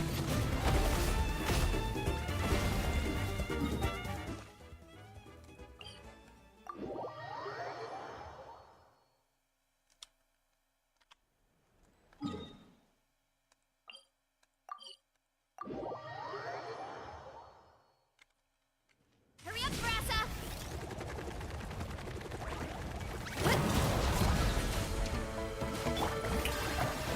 A bitter pill to swallow. Okay, let's make this our final fight against you. Taking a turn for the better. Yeah, it seems to have multiple sets. I guess sets of 3. Time to shine! One fell swoop! Hero incoming! Hero incoming! Oof! It's justice o'clock!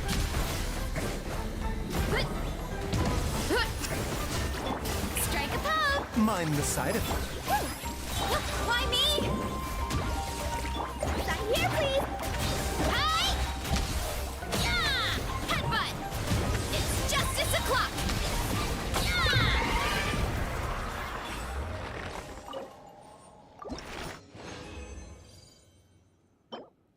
Ensnaring Gaze, an object obtained after defeating the monster known as the Tenebros Papilla. It may look like a piece of fruit, but it is not. Does it look like a piece of fruit? Formed from energy that has condensed in a single spot, its eye seems to gaze out from a distant, dark otherworld.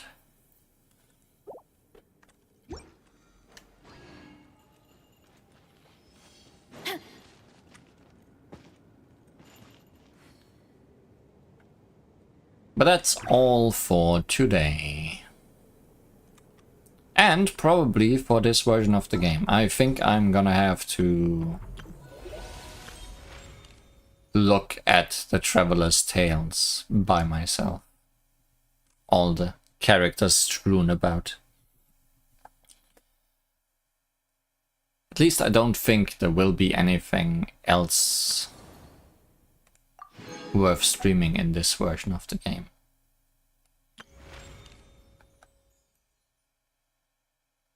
Guess we'll see. Maybe I'll just do a stream on Traveler's Tales. But there are other things I want to stream, so maybe not. Certainly an apple, maybe a bad one.